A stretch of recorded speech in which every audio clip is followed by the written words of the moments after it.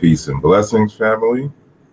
Hotep, how's everyone doing? This is your brother, Asar Imhotep, with the Madhu Institute for the Advancement of Science and Culture, uh, and the Amamara Squad. I'd like to welcome you. It's been a while since you've seen me, at least through the YouTube channel. I had started school back in June, so my free time is very, very limited. I've also picked up a second job to help pay for the school, and so that really reduces my time. And so I'm blessed to be back, here to bring about some information uh, that I think may be valuable for you, the listener. And today I will be talking about my presentation that I did at the Sonnetters Science versus Mythology conference. And I was blessed to be there with Brother Unk, who also did a presentation, and about five other good brothers who presented their particular point of view, on various different topics concerning evolution and science. And so tonight, for those who were unable to make it, you'll get my full presentation. I will slow it down just a little bit and, go from there. The Brother Sarnetta has already posted up basically every presentation that happened at the event. But I think it was an issue with the audio. People were complaining about the audio quality. And so hopefully my audio is very good here, and the slides will be a little bit clearer for you, and so you'll get the meat of the presentation, and you'll get the depth of what is trying to be conveyed versus what you saw on the computer screen on Sonnetter's channel. And so I have a few guests who will be joining me tonight. Some of them are just logging in. I'll probably get the presentation started in about 10-15 minutes or so. Wait for a few more to join us. I want to start off with our brother Kalam L with the Talk with the Titans TV. If you're there, welcome to the panel. Peace to my brother Asar Imhotep. Thanks for inviting me to the panel. I'm looking forward to this. You're welcome. You're welcome. I think it's the first time you've been on my panel, have you? Yeah, so it's a great honor to finally be asked or invited to come. Yeah, as I was saying, since I started school and working the second gig, I haven't had much time for the internet at all, let alone my show. So I'm glad I finally got you here. Were you able to catch some of the videos or all of the videos from the conference? Confession, I haven't yet. So this is literally going to be the very first, piece of the actual conference that I'm actually viewing right now. All righty. Well, I appreciate you coming through, and I would enjoy your feedback once it's all said and done. We also have with us Brother Sanjeti, aka Ifatunde, also with the Amara Squad. Welcome to the panel. Are you there? He may be having some microphone issues. Hopefully, we'll get him back. And Sister Lola, are you there? Hotep, how are you? I'm well. Hotep, back to you. I'd like to welcome you to the panel. I think this will also be your first time on this show. Yes, it is. So it's an honor to have you. Thank you. It's an honor to be here. Yes, sister was actually there at the conference. Yes, So I guess this will be kind of a repeat for her, and hopefully it'll be slowed down a little bit that she can catch some parts that she may have missed. definitely. Um, but I'm sorry. So definitely, it was a very historical event for me. So I'm still chewing on the information. So I definitely need it a couple of times over. No doubt, no doubt. Um, what was your overall impression of the event and the speakers and what they presented? My overall impression is it was very informative as we got into the Hold on the one second. presentations more. Um, it Uh, started off hold on, slow. hold on one second. Hold on one second. Sanjetti. Okay, let me see if I can mute his mic. Okay. It sounds like he was on a motorcycle or something. Um, I'm sorry. Can you please repeat what you It said? it started off slow, so I like that because a lot of times with the community, everyone isn't on the same scholastic page with terminology and information. So I like the fact that it started off very much baseline for everyone to understand, and then it kind of progressed. I think around the time when you got up there, it was very much in depth. So I heard a lot of, as they say, 5-syllable words or more being utilized. But it was very direct to the point. It wasn't anything that anyone couldn't follow after a few minutes. So I was impressed with that. Although I have been to college, I have parents who have not been to college, and if they can follow it, it's pretty on point. Um, I was impressed by the information. It was a lot of information I didn't even know. So I've learned more in that bit of information than I have for a few years now. So I've taken notes upon notes. And actually, I haven't seen the whole entire presentation because I've seen snippets because I did have to leave early. Yeah. But I've seen snippets, and in those snippets, like it's been pounds of information that I have to go back through, cross reference, cross check, and it's it's it's something. But I enjoyed myself. I really did. It was well worth the time, energy, and money. All right. Most definitely. Most definitely. I appreciate you. Um, we also have brother uh, Jonathan Owens, aka Smash Rockwell. Um, if you're there, you can unmute your mic. Peace. How you doing? Peace, peace. Glad that you could make it. You actually have and for y'all that don't know, this is also brother with Amara Squad and the Magi, Arrows Up, for those who are familiar. You, Brother Ankh, as far as Amara Squad, Sarah Suit and Seti, and Professor James Smalls. And I think Brother Ngozi's coming now, if I'm not mistaken. Y'all have an event going on in Atlanta come September, correct? Yes, if I'm correct, it's September the 12th in Atlanta. I'm not for sure which facility it's in, but y'all know y'all can check out the Amara Squad group on Facebook to get details on that. And or check out us on the Blog Talk Radio show on Sundays, Amara Squad show. And we'll be in Atlanta, like my brother says, on September the 12th. What are y'all going to be talking about? Well, we're gonna go over a whole bunch of topics.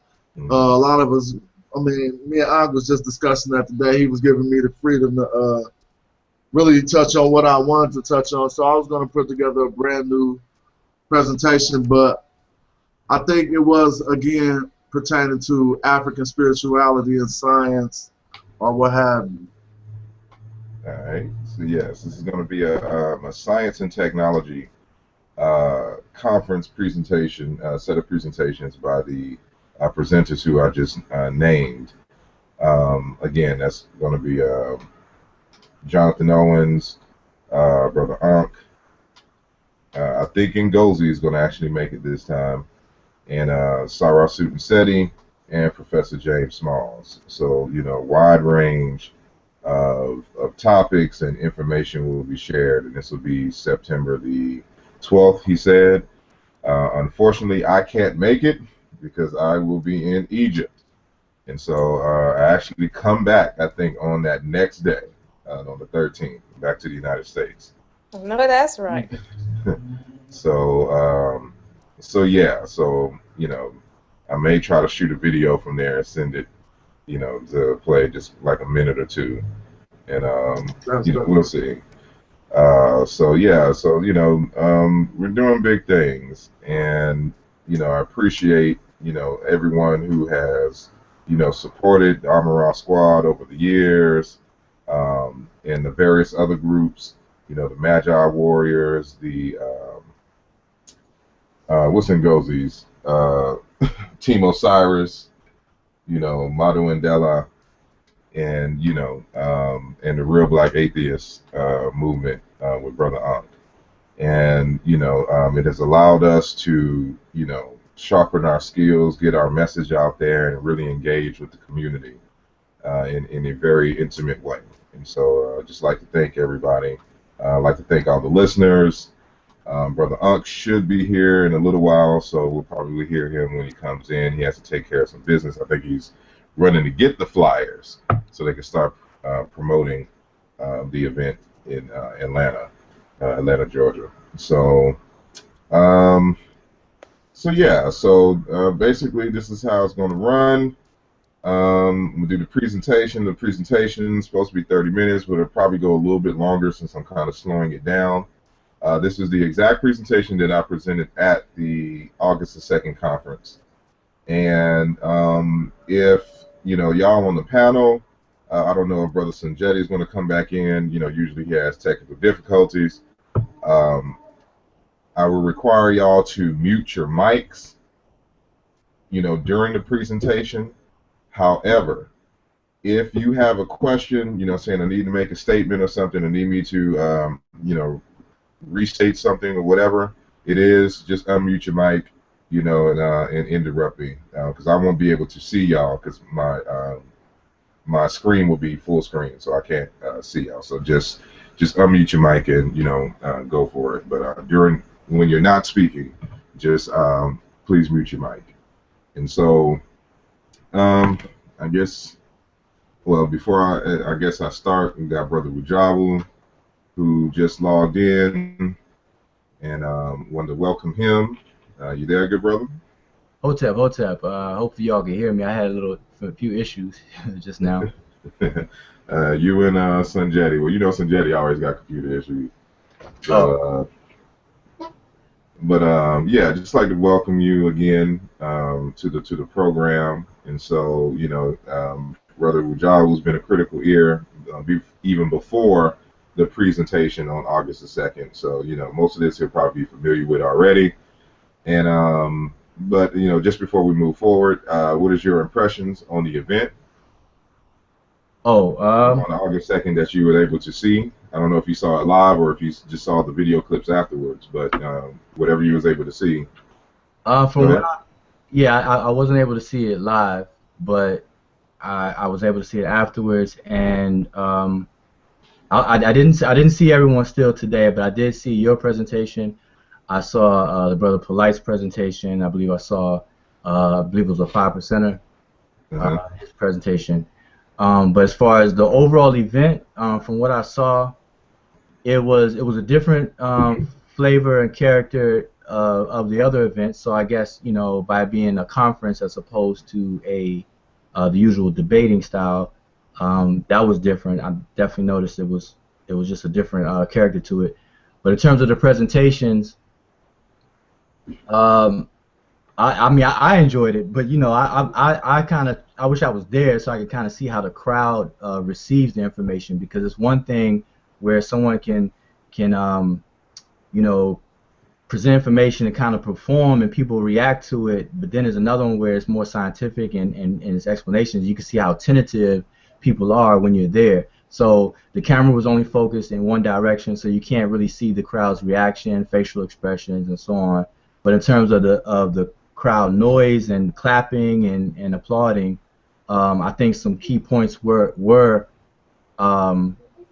you know, people did understand what was going on, and people did key in on some key points that you presented. But I actually believe that your presentation was really critical to the entire conference. And I hope, and by me looking at it, I can tell that it's going to be a delayed effect. Like what you presented at the time is not going to have the effect in real time that it's going to have an effect maybe a month from now when people review. And I guess you're going to go over it again tonight. So once people review what you go over tonight and the previous recording, I think that's when more of it's going to sink in. It's going to hit people. So what you presented is like kind of out of due time, you know. But I think it's important. All right, I appreciate it. I appreciate it.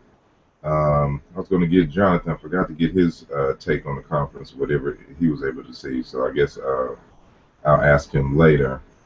Let me see. For the audience, there should be, if you have any questions throughout this program, there should be a little app, a little thing that says Q&A at the top, and just hit it and ask your question, and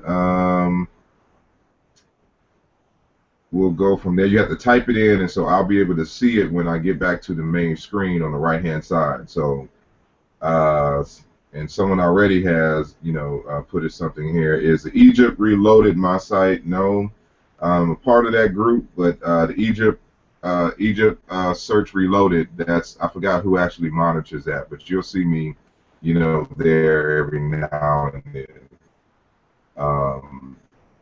That is coming from Amin Reyes, and he also says chat rooms make a big difference to live stream. You should open it up.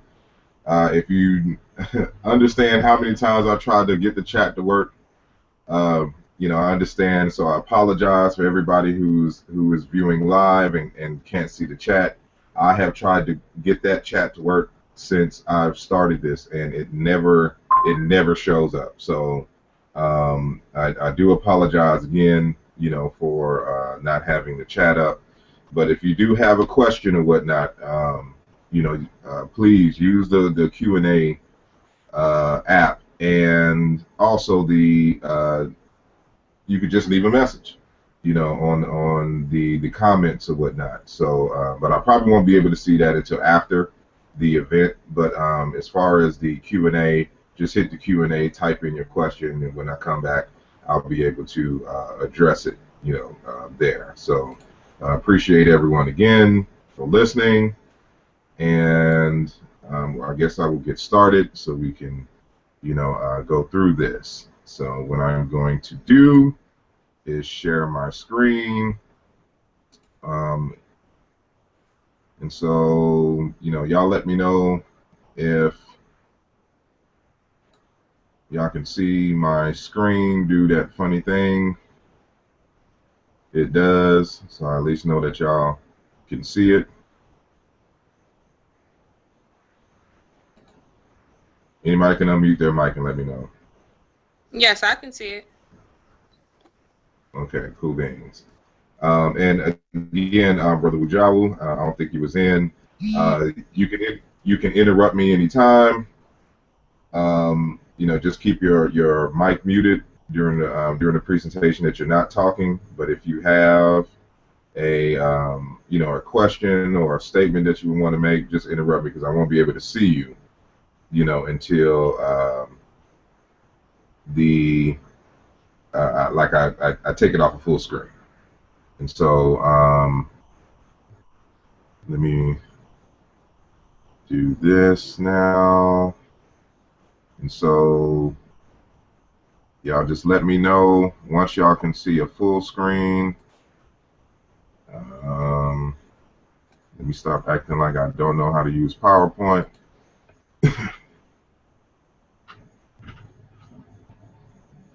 Okay. Someone let me know when you can see the full screen. Okay, yeah. You can see it? Yep. Okay. Cool beans, cool beans. So again, and actually just to remind the audience, this full presentation is available to download. And so you have to register on my website, which is asarimhotep.com. And you'll have to go under the blog link. Once you log in, you won't be able to see the presentation, the download link until you log in. And so if you're not registered on my site, please register, and you have all these notes uh, for you, to download. So yeah, at the conference, I was, little plug here. These are my published works. The latest one being the one in the center. You can get these text at my website, of course, www.asarimhotep.com, and of course Amazon.com or Barnes and Nobles. Either way is cool. And so, also, for those who are not familiar, I have an upcoming book titled Nesubiti, King in Ancient Egyptian, a lesson in paronymy and leadership. And so it's going to be a very in-depth work talking about the pharaohs. What does the word Nesubiti mean? What does pharaoh mean?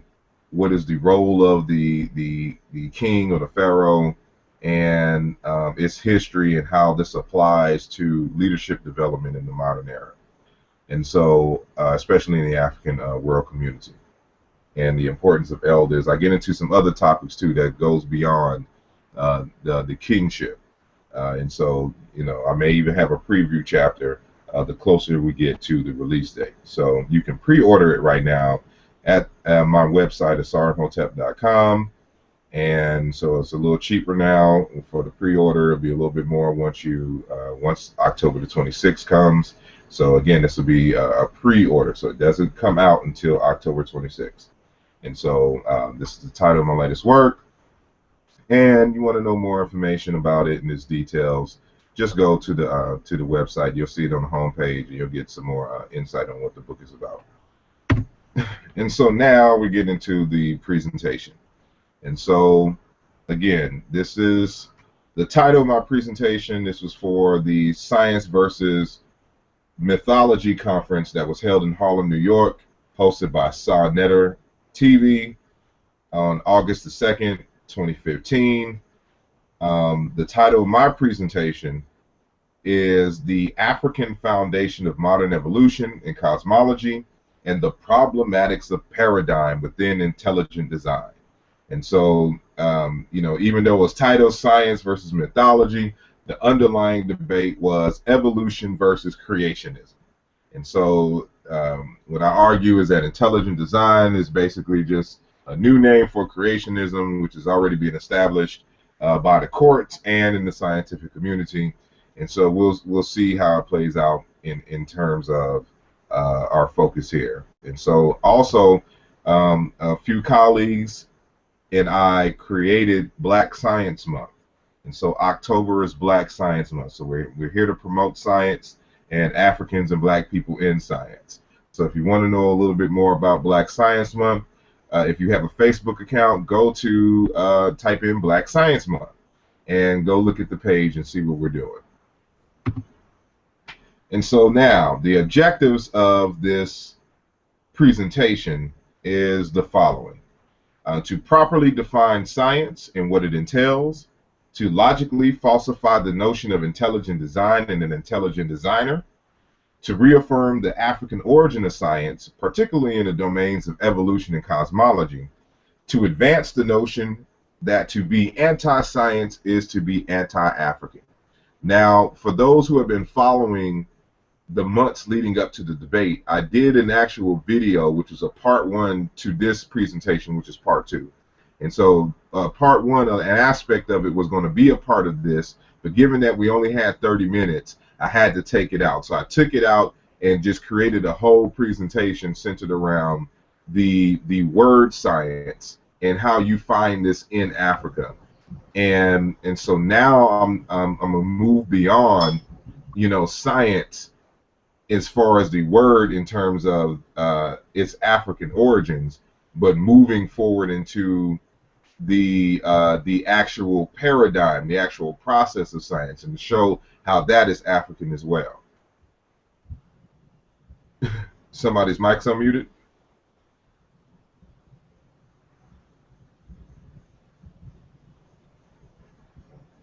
I can't see whose mic is unmuted, or if somebody joined or whatnot. But if you're not saying anything, please mute your mic.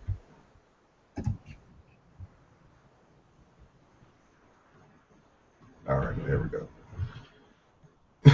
Okay, so now we have to ask the question, well, what is science?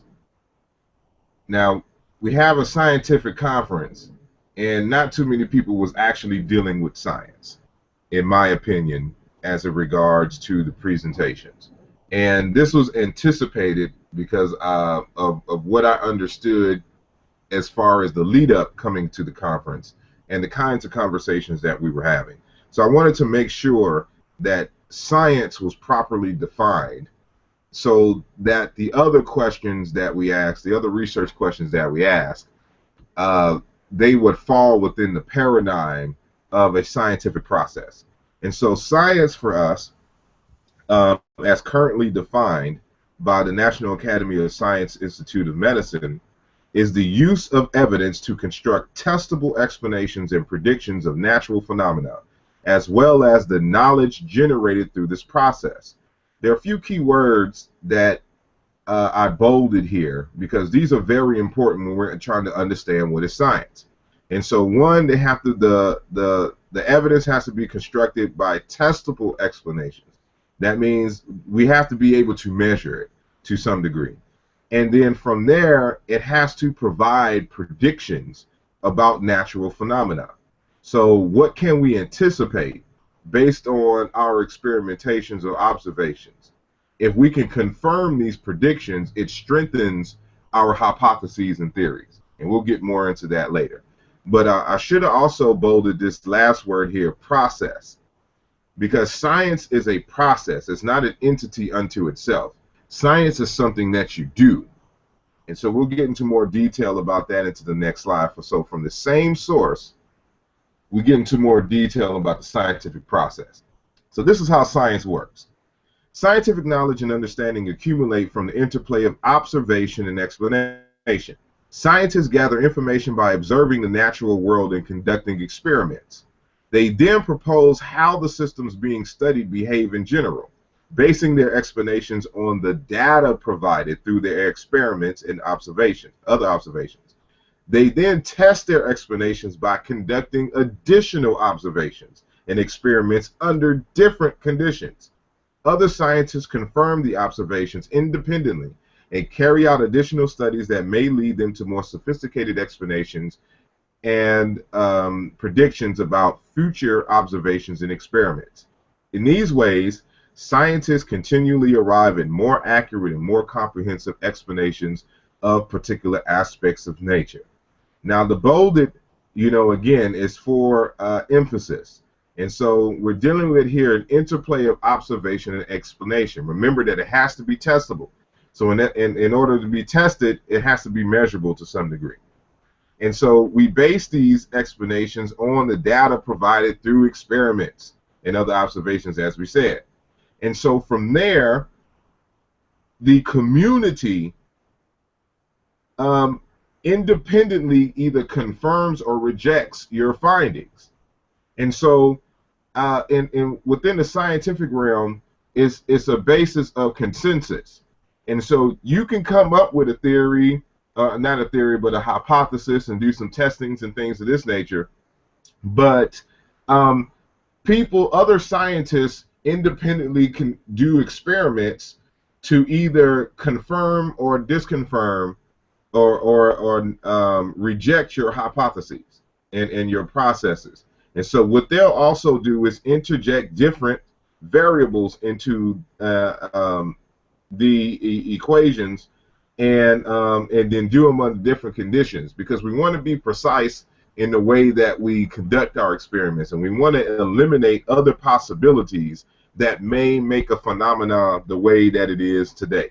And so this is why it's important that your findings are confirmed by your peers, you know, independent of you. And so this is going to become very critical. And so going through the scientific method, this little chart here, you know, it gives you a visual of how this process works. And so on the left-hand side, it says science is a way. Remember that science is a process. It's something you do of knowing about the world and how it works. The scientific method is the process of forming and testing ideas. Through the scientific method, researchers build theories about the world. I put this here because you hear a lot of conversation from creationists wanting to argue and that, for example, the theory of evolution is simply a theory. And they seem to think that a layperson's idea of a theory is the same definition and understanding that is used by scientists. And the scientific use of theory is not the same as a layperson's theory.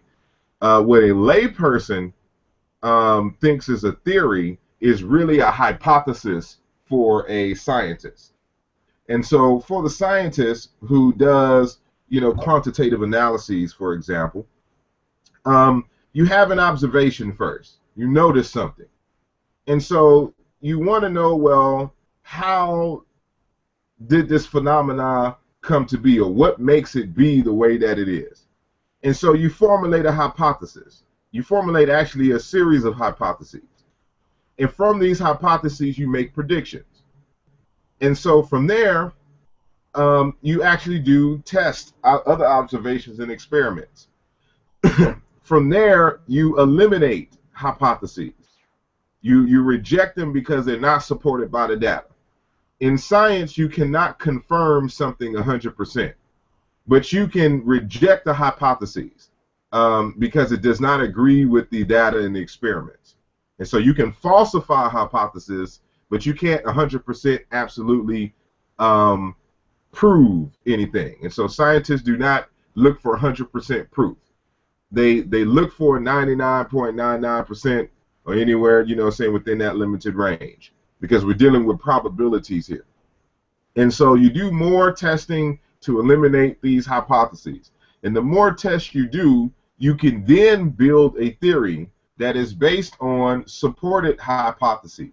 That means when you get to the stage of the theory, that means dozens and dozens upon dozens of tests have already been conducted to confirm a hypothesis or a series of hypotheses. And so from there you develop a theory. And so a theory is not some random idea that people are philosophizing about. It is supported by tests that have been conducted. And so when you get to the theory, it is already established facts. And so a theory then facts, you know, by themselves, you know, according to scientists. And so this needs to be understood when we're talking about the scientific process. So this is the process that we do. And again, if you download the notes, you know, you have access to this image. And so what happens is I found this little cartoon. I don't know who the author is or the drawer is, but it perfectly explains what goes on in these types of debates in terms of the evolutionists or the scientists versus the creationists or intelligent designers. And so on the left-hand side, you know, in terms of the scientific method, the cartoon, the scientist states, well, here are the facts. What conclusions can we draw from them? In other words, they do the experiments and they it brings about a certain amount of data about, you know, the phenomenon which is under examination. And from there, they draw their conclusions based on the facts. But the creationist method is, here's the conclusion. What facts can we find to support it? In other words, they come with a conclusion, and then they go around looking for evidence to support their idea. And so this is not how science is done. And so you can't introduce a creationist argument within a scientific discussion because of the process. And so what happens is there's a phenomenon that we have called confirmation bias. And so if you already believe in a conclusion, you will only pay attention to the data that appears to support your conclusion, but you ignore all of the data which rejects your hypotheses and falsifies your conclusion. And so this is why we draw in the scientific method. We draw on the data first, and then make come to a conclusion. We don't do the reverse because we want to eliminate a particular error in our analysis called confirmation bias. And so, given everything that we said, remember part of my purpose was to demonstrate that the Africans were dealing with science as we understand it today. And one of the reasons why I'm going through this process is because another part of the conversation that I'm hearing, even from so-called African-centered people who have very limited knowledge about Africa in of itself. They have a political worldview, but they don't have a cultural understanding of Africa, and they don't really understand. They don't study it that way, so they come to these misconceptions. And so this is a text by Diodorus Siculus, and the citation is there in the Bibliothèque Historique, and he's making an observation about the Egyptian scientists, more so in this particular instance, the astronomers. And he says something that is very telling, for us. And so this is an independent observation of what the actual ancient Egyptians were doing. And so as it regards Egyptian astronomy, these astronomers could observe with great exactitude the eclipses of the sun and the moon and calculate them in advance, in order to predict in the greatest detail and infallibly these kinds of phenomena. So remember what we're dealing with in terms of science. We're observing the natural world, natural phenomena. We observe and do experimentations. And so in this case, you can't really experiment with the moon and all of this. You can only observe. And so this is very well within the process of science. And so we have observations and calculations. But this word here, to predict in the greatest detail. And so they're not only observing and calculating for the sake of calculation. Just like in modern science, they're making predictions. And so they're trying to find practical applications for the knowledge in which they're accumulating as a result of their observations and experiments. And so in order to do this, they have to make predictions. And then they have to, from there, observe to see if their predictions come true.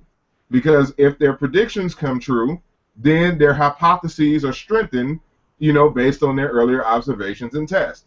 This is very much modern science. And so you can't go around saying that, when we're talking about science and what so-called, quote-unquote, Europeans are doing in the academy, that this is somehow white science. This is not white science. This is science, and this is what Africans have been doing since time immemorial. And so our earliest records in terms of it being written down is coming from the ancient Egyptians themselves. And we'll get into that in the next slide. But here's an observation from the Greeks in particular, who is verifying independently that this is what the ancient Egyptians were doing. So they were doing science. And so continuing again on this so-called science being a European thing. And I don't know where these so-called African-centered folks get this idea from. And so when you're dealing with science, you're dealing with a method, a process, a way of doing something. And so we have various different words for science and the scientific method in ancient Egypt. Now, in my first presentation, I went through the word for science itself. And in here, we're dealing with some words for method.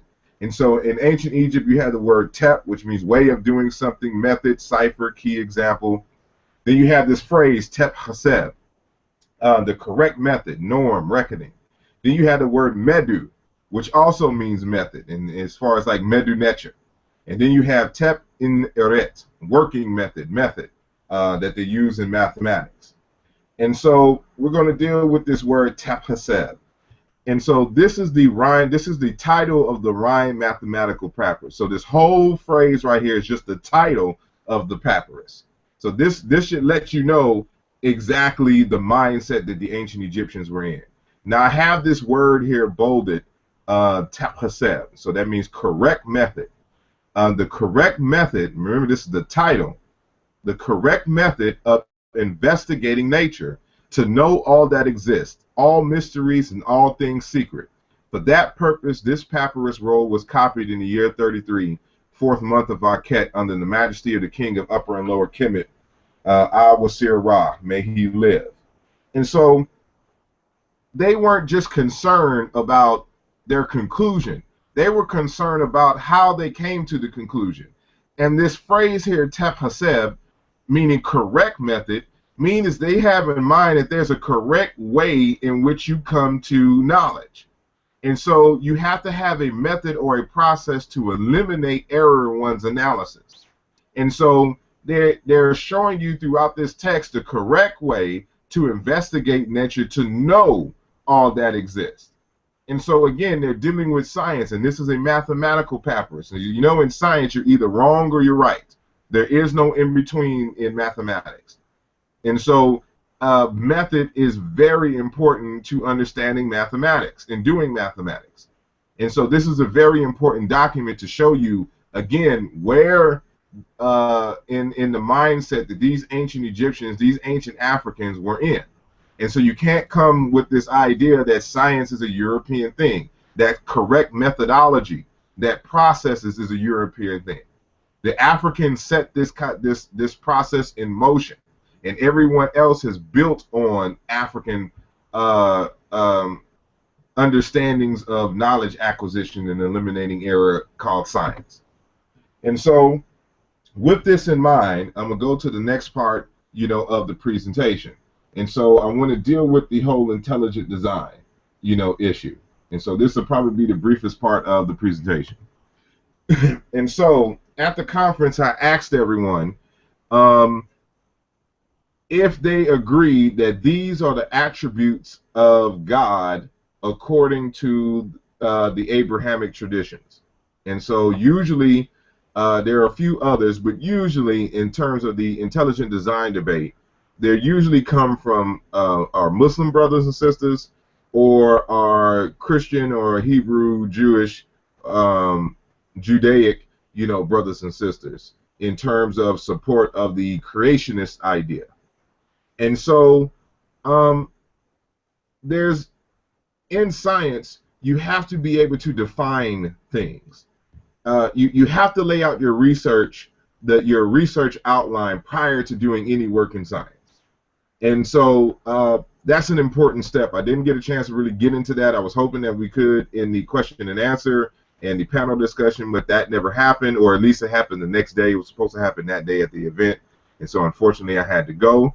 But you know, here are some attributes of God according to these Abrahamic traditions. And that God is omnipotent, which means he's all-powerful. Omnipresent, meaning he's everywhere present. Omnificent, created everything. Omniscient, all-knowing. And so these, on the right-hand side of these definitions, are the verses that support that these are the characteristics of God according to those traditions. And this is going to be important because when it comes to the Bible and when it comes to the Quran, you can't add or take away anything from these texts.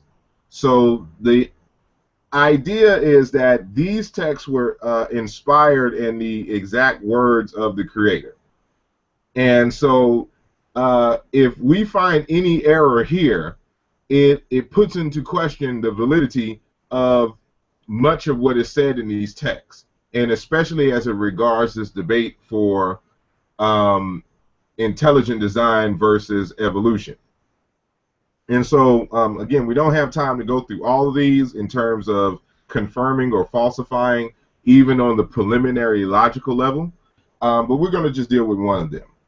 And so, before we move forward, in these discussions as well, you never hear them define what is intelligence. And so you would think that would be important. Excuse me, I had to take a drink real quick. You would think that would be important in an intelligent design versus creationist argument or debate or discussion. And so I pulled from several different sources a word definitions for the word intelligence, and it has a wide range of meanings. But within these wide range of meanings, you're going to find a common theme. And so pay attention, here. And so I bolded critical and keywords for us here.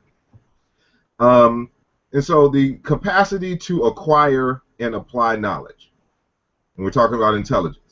The ability to learn, understand, make judgments, or have opinions that are based on reason.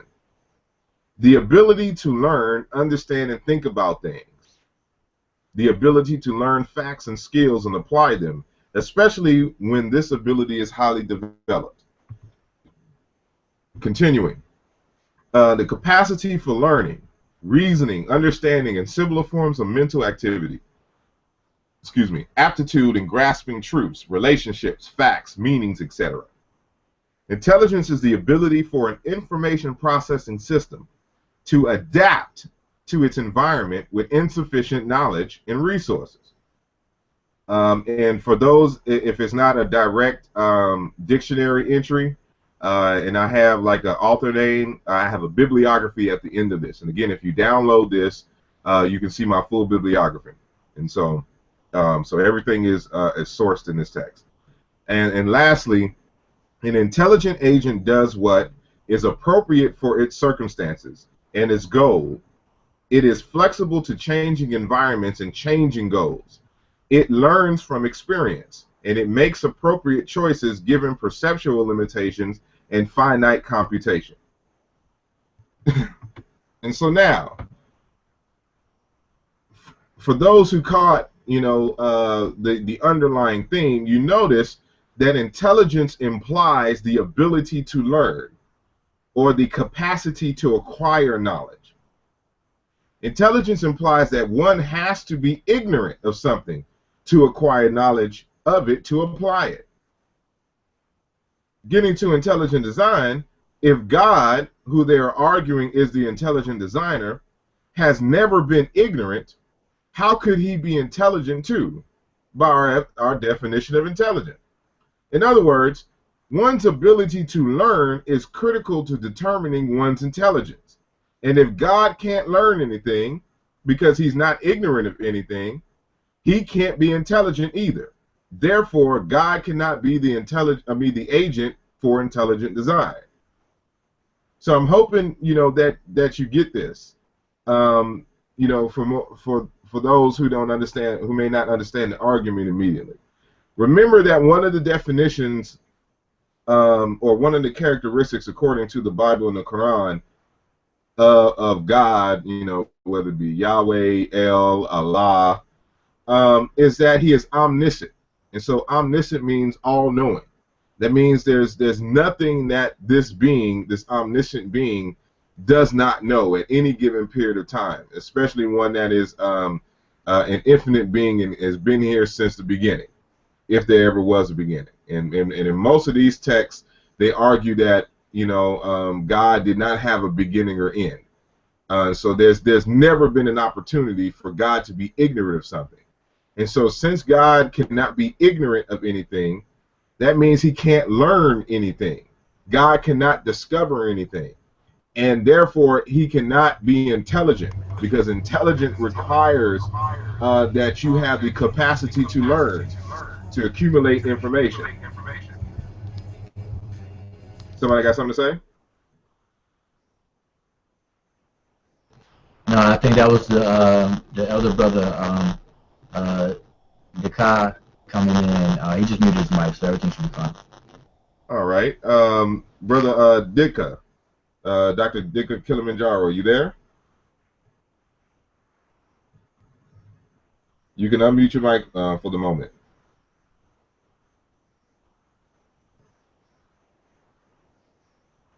Is he still there? Because again, I can't see the panel. Yeah, he's still here, but his mic is muted. But I think he can hear you because I can see him talking, but his mic is muted. Okay, let me unmute it, and I'll just get back to that. Um, Hold on, I want to let me see real quick.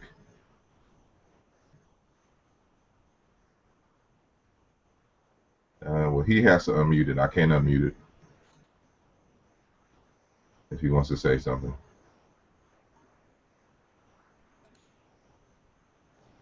Okay, I believe he can hear you. Okay, well, when he's able to unmute it, we'll get him back in. But I'll just continue with the discussion. All right. All right, from current slide.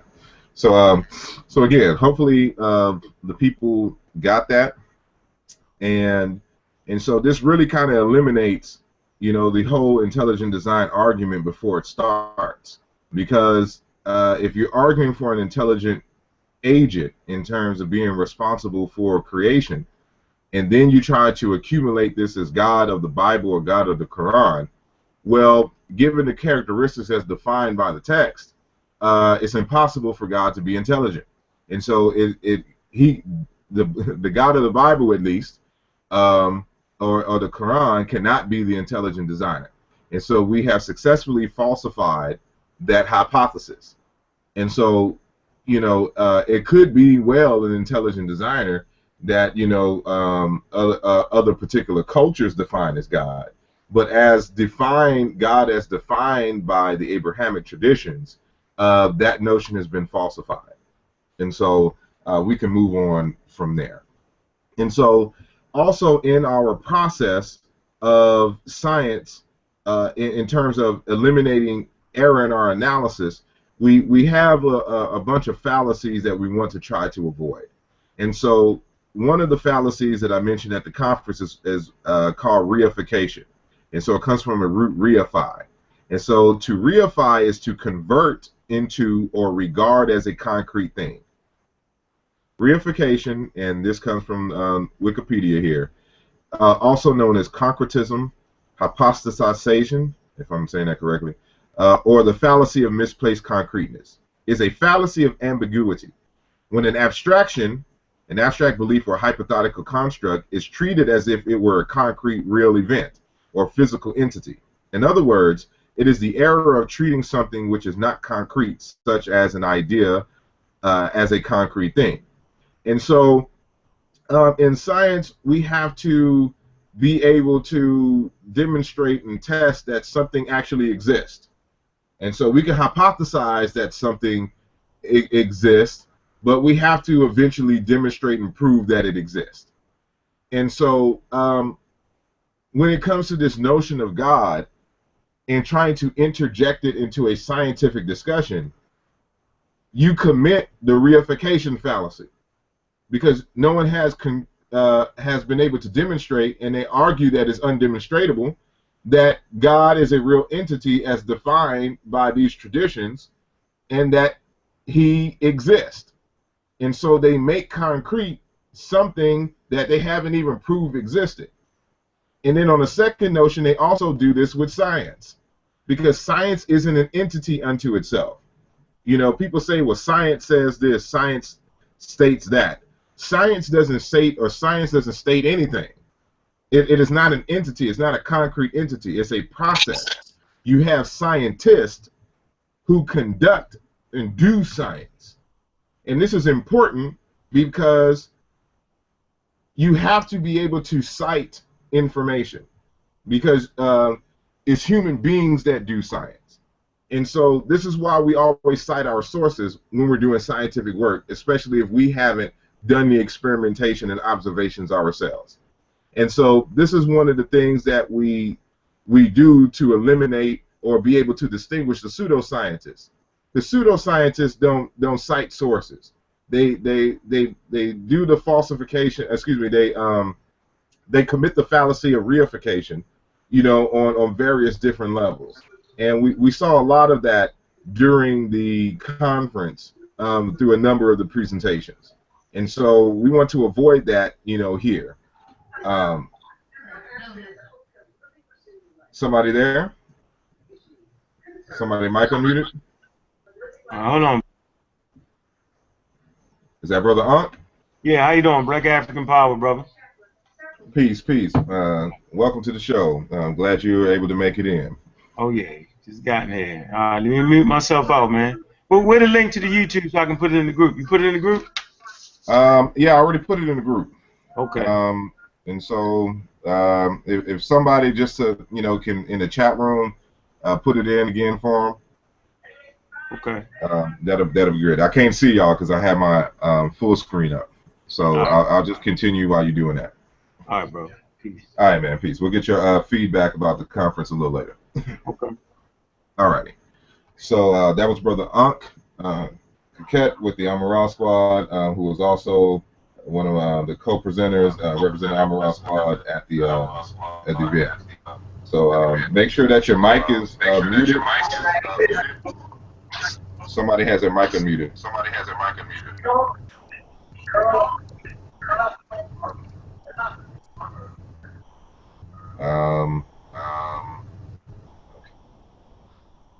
Okay, now I gotta.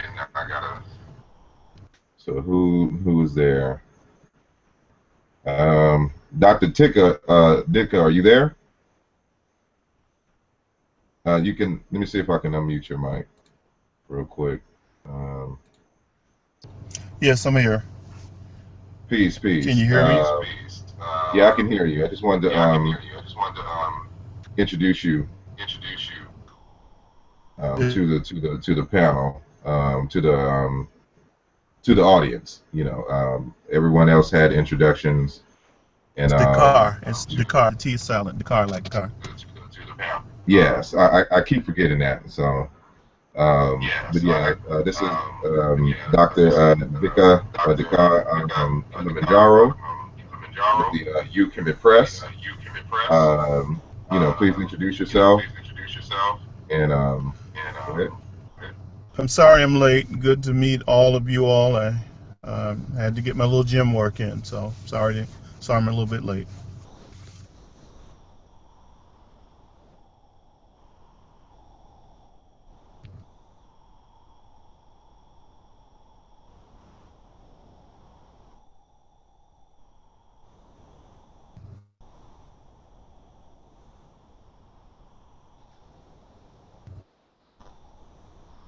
Asar, you still there?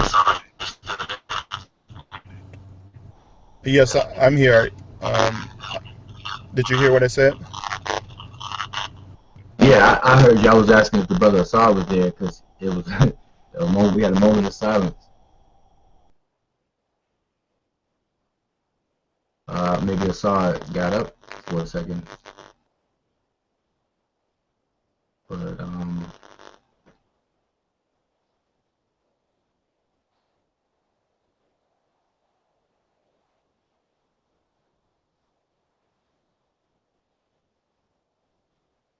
all right.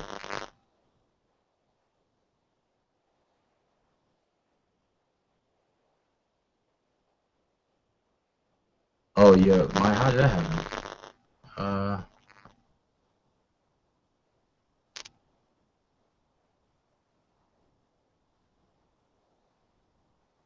Yeah, it doesn't look muted on our end.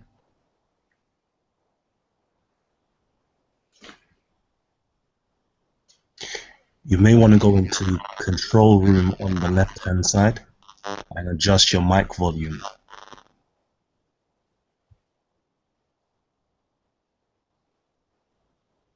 Yeah, hopefully you got that.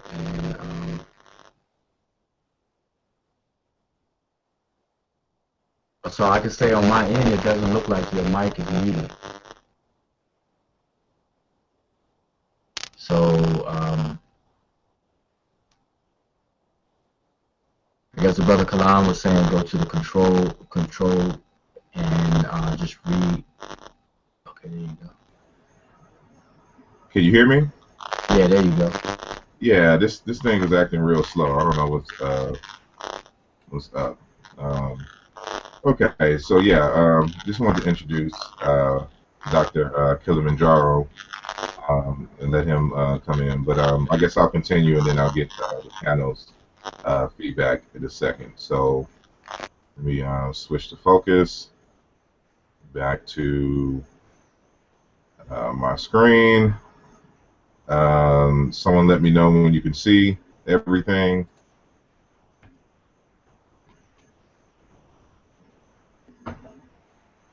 Yeah, there we are. We're back at the slide. All right.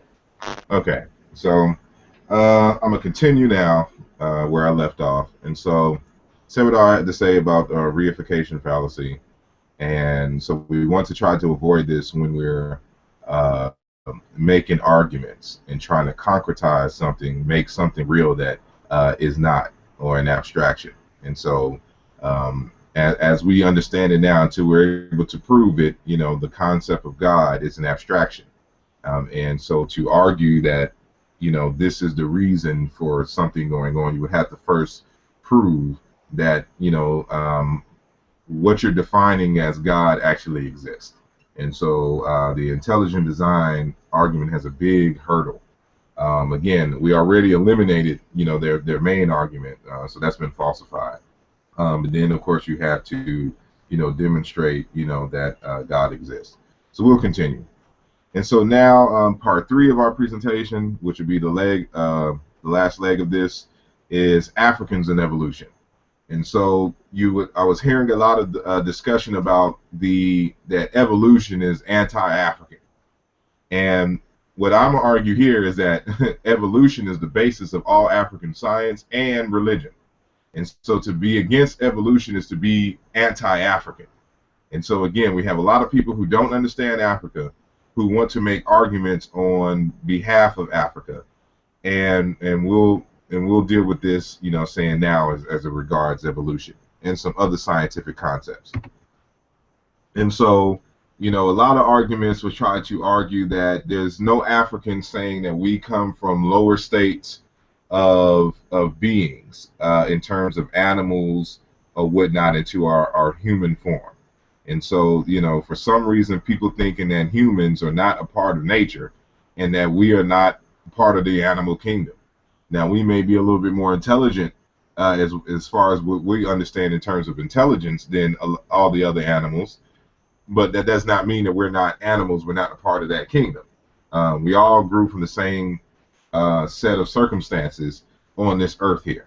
And so the Dogon people of Mali, West Africa, in their ontological works and understandings, they understood this point. And so in the Pale Fox by Griole and D'Artagnan, 1965, pages 39 and 40, we get a little insight into this.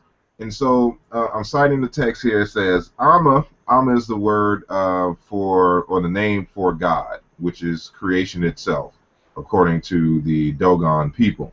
And it's cognate with the word Amen in ancient Egypt.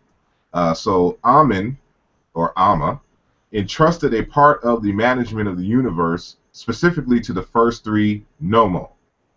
The Nomo Dae, the Nomo Titianye, and O Nomo, which I have bolded here. The first 2 reside with Amma in the imperial sky. The third is the father of man. Now notice it didn't say that the third, or O Nomo, is the father of all creations, specifically man. And so from this entity gave birth to modern man eventually. Now, on the left-hand side is the depiction of Onomo. We notice that this is a fish. From this fish, this Nomo fish, gave rise to all of man, according to the Dogon people. Now, this is interesting because in our modern scientific understanding of the process of evolution and evolutionary theory, we come from fish. But modern science does not limit the evolution of the fish or fish-like creature, you know, to simply human beings. it is responsible for basically all land animals, all land mammals. And so there's a book for that a layperson can understand. It's called Your Inner Fish, the amazing discovery of our 375 million year old ancestor by Dr. Neil Shubin. And what this argues is that we ultimately come from fish, just like what the Dogon priest would tell you. And so on the right-hand side here is what we would call a transitional fossil called Tiktaalik, or that they named Tiktaalik. And so again, when you're doing a scientific experiment or observations, you make predictions. And so Darwin, in his Origin of Species, made a series of predictions about what kind of transitional fossils we should see as a result of evolution, if evolution is a valid explanation for the diversity of life that we see on Earth. And so since the time of Darwin, which was 150-something years ago, there have been a number of transitional fossils in the appropriate layers of the Earth that have been found. And so this is one of those fossils that we see here on the right-hand side called Tiktaalik. It has the arms, with the bones of a hand, the flat face with the eyes in the front.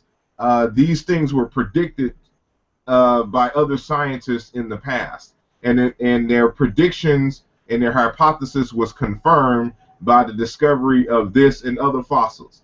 I mentioned in the conference that our good brother Bashir, who representing the creationist debate or the creationist perspective from the Islamic side, kept asking the question, well, where are the transitional fossils?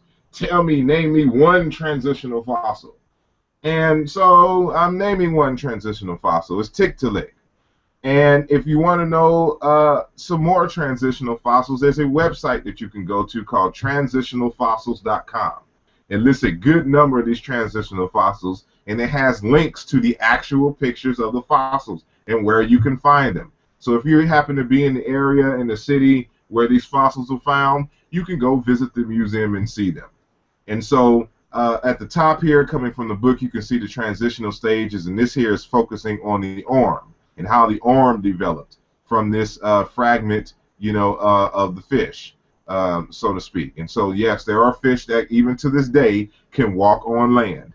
And if I had time, I would have shown you that clip, but we don't. And so moving forward, so that was from the Dogon in West Africa. And so now we're dealing with the Amazulu in South Africa. So I'm going to be kind of skipping around, Africa to show that this is an African thing. This is a Pan-African concept of evolution.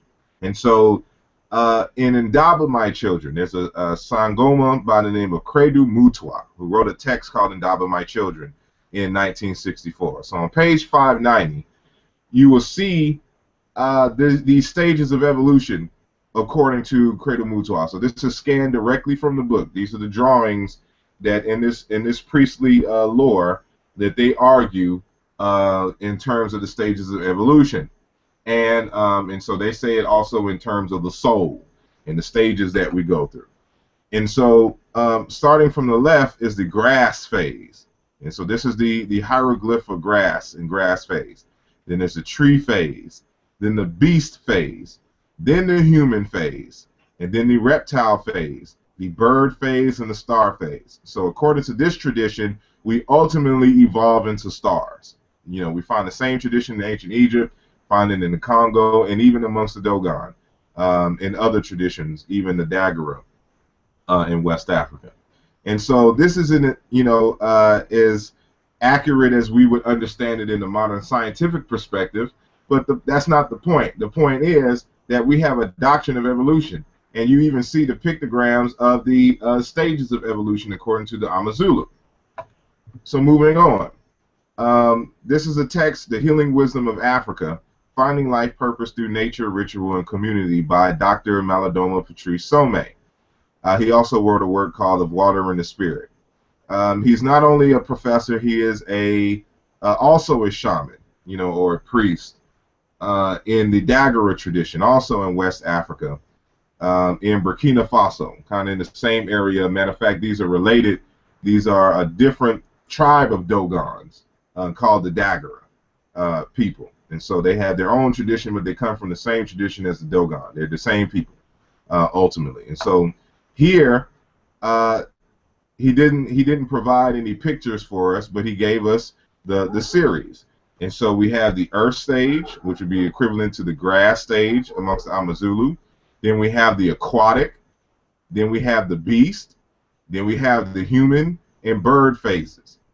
And so we evolve from the earth, from the water and the fish in the water, to the beast stage. And from the beast stage, we come from the human.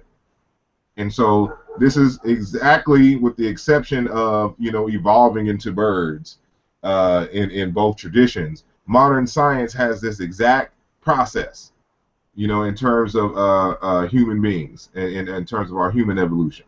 And so not wholly accurate as we understand it in modern science, but independently amongst these Dagara shaman who are not influenced by Europeans, or at least on this front here, this is an evolutionary process. And so here's the source. If you have the book, reread this chapter, and especially this phase here. And so now we're going to move on from the evolution. So again, that was just to show that there are African people who are dealing with evolution in the very modern sense. And that is in terms of speciations and evolving from one state of existence into another. And so on a different idea of science, because we're dealing with science here, and I want to promote that the Africans are dealing with science in a very modern sense. And so we have this good brother here, Dr. Sylvester James Gates, who is a theoretical physicist at MIT. And in the Physics World magazine, he wrote a layperson's article called "The Symbols of Power: Adinkras in the Nature of Reality." Now, in terms of his team's experiments, they have an actual scientific article for that's in this other physics journal that explains this, but it's more math heavy, and so usually the layman is not going to be able to get it. But he has some very important work for us to understand here, and so he deals primarily with supersymmetry. And what he was able to, him and his team, it's a team of them, and he's just the lead on the team, were able to discover, in terms of the mathematics that help to describe the universe in terms of supersymmetry, were a series of equations that looks like it can be interpreted as code, just like computer code that we find on our everyday computers that run our operating systems and things of this nature. And when he graphically represents the codes, you see these graphs, these kind of color graphs here. And the text that kind of explain what all of this means. We don't have time to go into that. But he defines what he calls these codes are adinkras.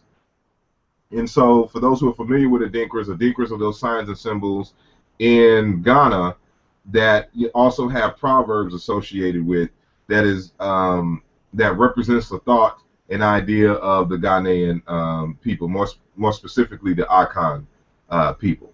And so there's no relation to that in what we're dealing with here. He just used the name Adinkra as a label for the codes that that we find here in these mathematical equations. And so what he tells us in the text is that the Adinkra is a graphical representation that precisely encodes the mathematical relations between the members of supersymmetry families. These large n-color folded Adinkras represent complex systems of superdifferential equations. Again, supersymmetry is way beyond the scope of this discussion. It's very math intensive, so we won't go there at this particular moment. But in this next slide here, we see a different representation of these Adinkras. And so what he discovered is some error correcting codes, which we see here in terms of these 111 here and these 000 here at the top. at the top and bottom, respectively. But what's interesting for us is that where these circles are located, you see these 4 digits. For those who are familiar with computer code, binary code, you know that the computer operates off of a series of codes that are based on these 2 bits. One is 0, representing no electricity or off, and 1 representing electricity on, or or light, so to speak. And so, of course, we can't, really do what we need to do by punching in a gang of zeros and ones. It'll be too cumbersome. And so we build operating systems that speak computer language. And the operating systems allow us to do tasks as we would understand it as human beings. And then it translates into ones and zeros, electricity on, electricity off, in terms of the computer itself. And so we find these same type of codes in the universe, or in the mathematical equations that describe the universe. And so what he says here is the decorated tesseract adinkra and its associated computer words. That's what we see here. Doubly even self-dual linear binary error correcting block codes. Again, you can get that Physics World article. Is free online. You can just download the PDF, and you get the deep explanation. But what's important for us here is that this kind of logic in coding is found in the Odu Ifa of the Yoruba tradition. And the Odu Ifa, or the Ifa, is an oracle system. And for those who are familiar or unfamiliar, we mark our Odus, or when we do the divining, we do these little markings called Odus. And on the left-hand side here, you see our primary markings. They're binary. And so if you see a single stroke, it is equivalent to 1 here on the in the computer binary code. If you see 2 strikes or 2 vertical lines, as you would see here, it would represent or be equivalent to 0. So this is light and darkness. This is how we say it in our traditions as far as Ifa is concerned. And so we have 4 markings here on one side and 4, and it could be any combination of these that would give you different codes or different Odus. So the Odus are codes of the universe in the Ifa tradition, and so that is the universal code. But we translate, just like a computer does, into an operating system. So your Babalawo, or your Orisha priestess, or whatever, who is doing the divination for you, they are the operating system. And they translate in human language, what these codes mean. So on the left-hand side, we have this code combination called Oyeku, Ogbe. So Oyeku, all darkness, Ogbe, all light, on the left-hand side. So this is all dark, all light. And so we're seeing this concept here, and it is from these divinations, these African divinations, that we even get computer binary code. That's a different discussion, and I would love to go in depth about that in the future.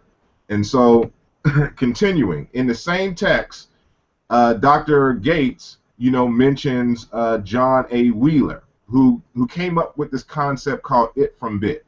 And so I'm citing from the actual article, from the Physics World article on the Adinkras from Sylvester Gates. So what Dr. Gates tells us is that in 1990, he, Dr. John A. Wheeler, suggested that every it, meaning every particle, because he's a particle physicist, every particle, every field of force, even the space-time continuum itself, derives its function, its meaning, its very existence entirely from the apparatus elicited by answers to yes or no questions, binary choices, or bits.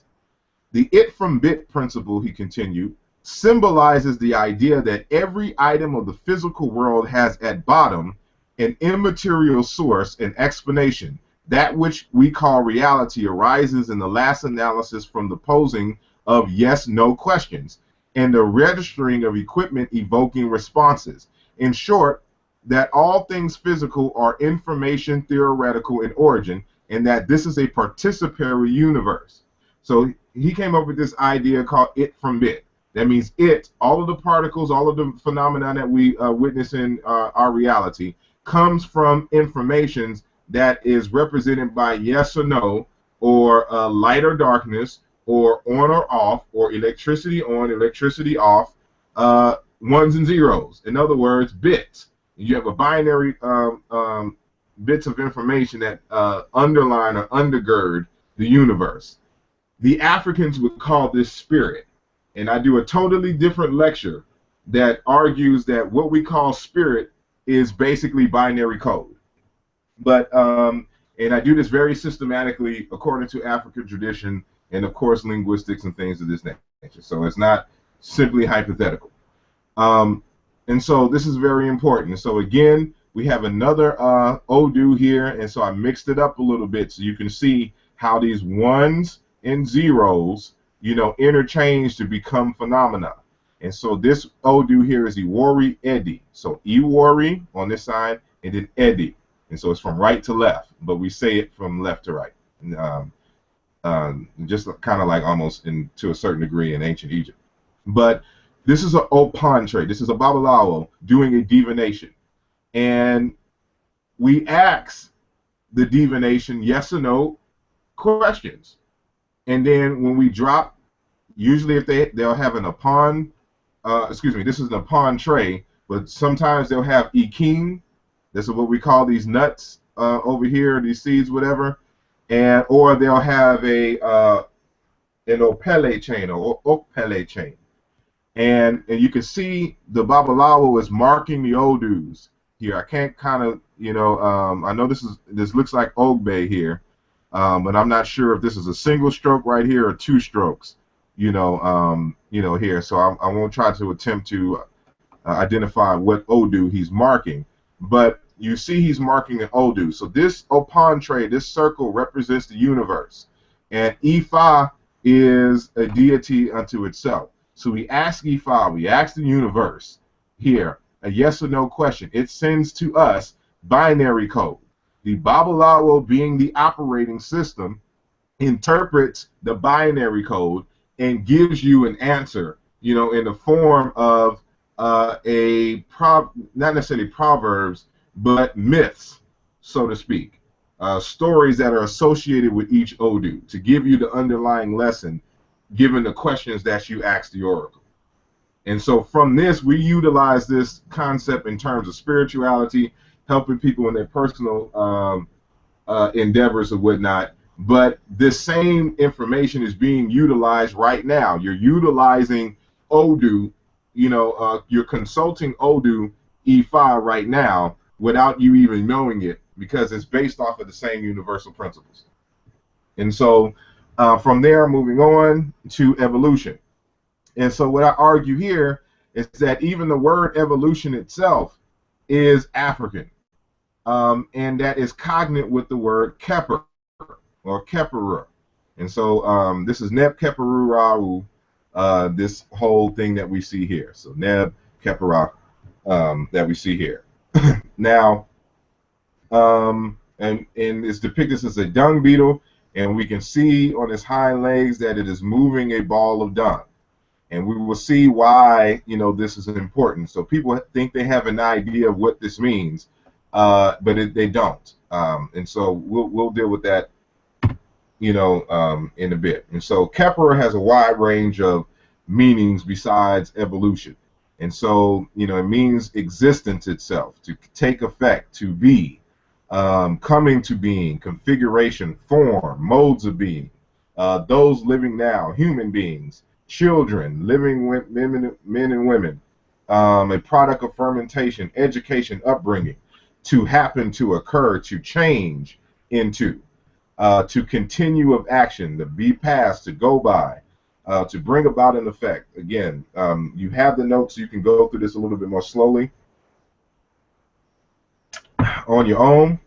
And so before we move forward, I want to, because we're dealing with a little bit of linguistics here, I want to make known to you several different common sound interchanges between languages and sometimes between dialects. or even diachronically, is certain sounds evolve or are replaced by other sounds.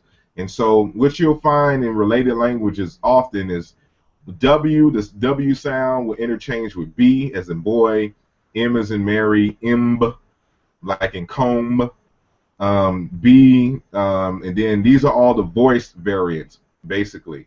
And then you have the unvoiced variants, P, F, V.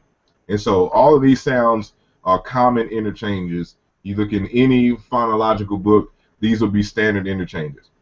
Same thing with these sounds over here, K, KH, and then it'll lose the K sound and it just be the aspirant, the H. K can turn into S can turn into H, but H can't turn into S.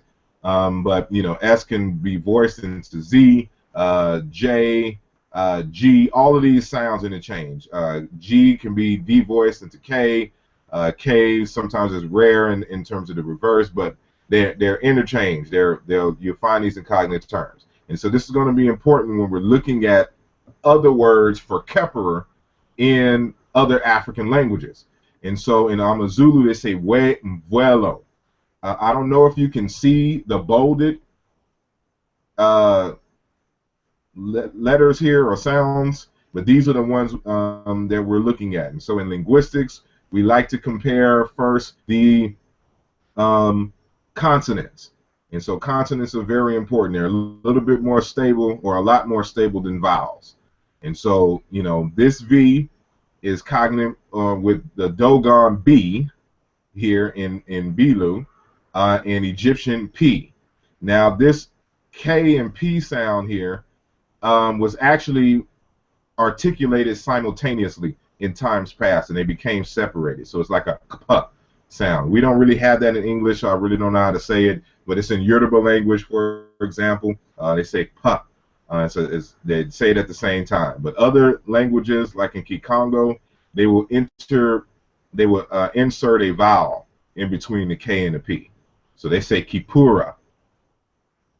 But this R also turned into an L, or interchanges with an L. So Wemvuelo, Dogon, Bibilu, metamorphosis, appearing, Kepler, change, evolution, Coptic, Shopi.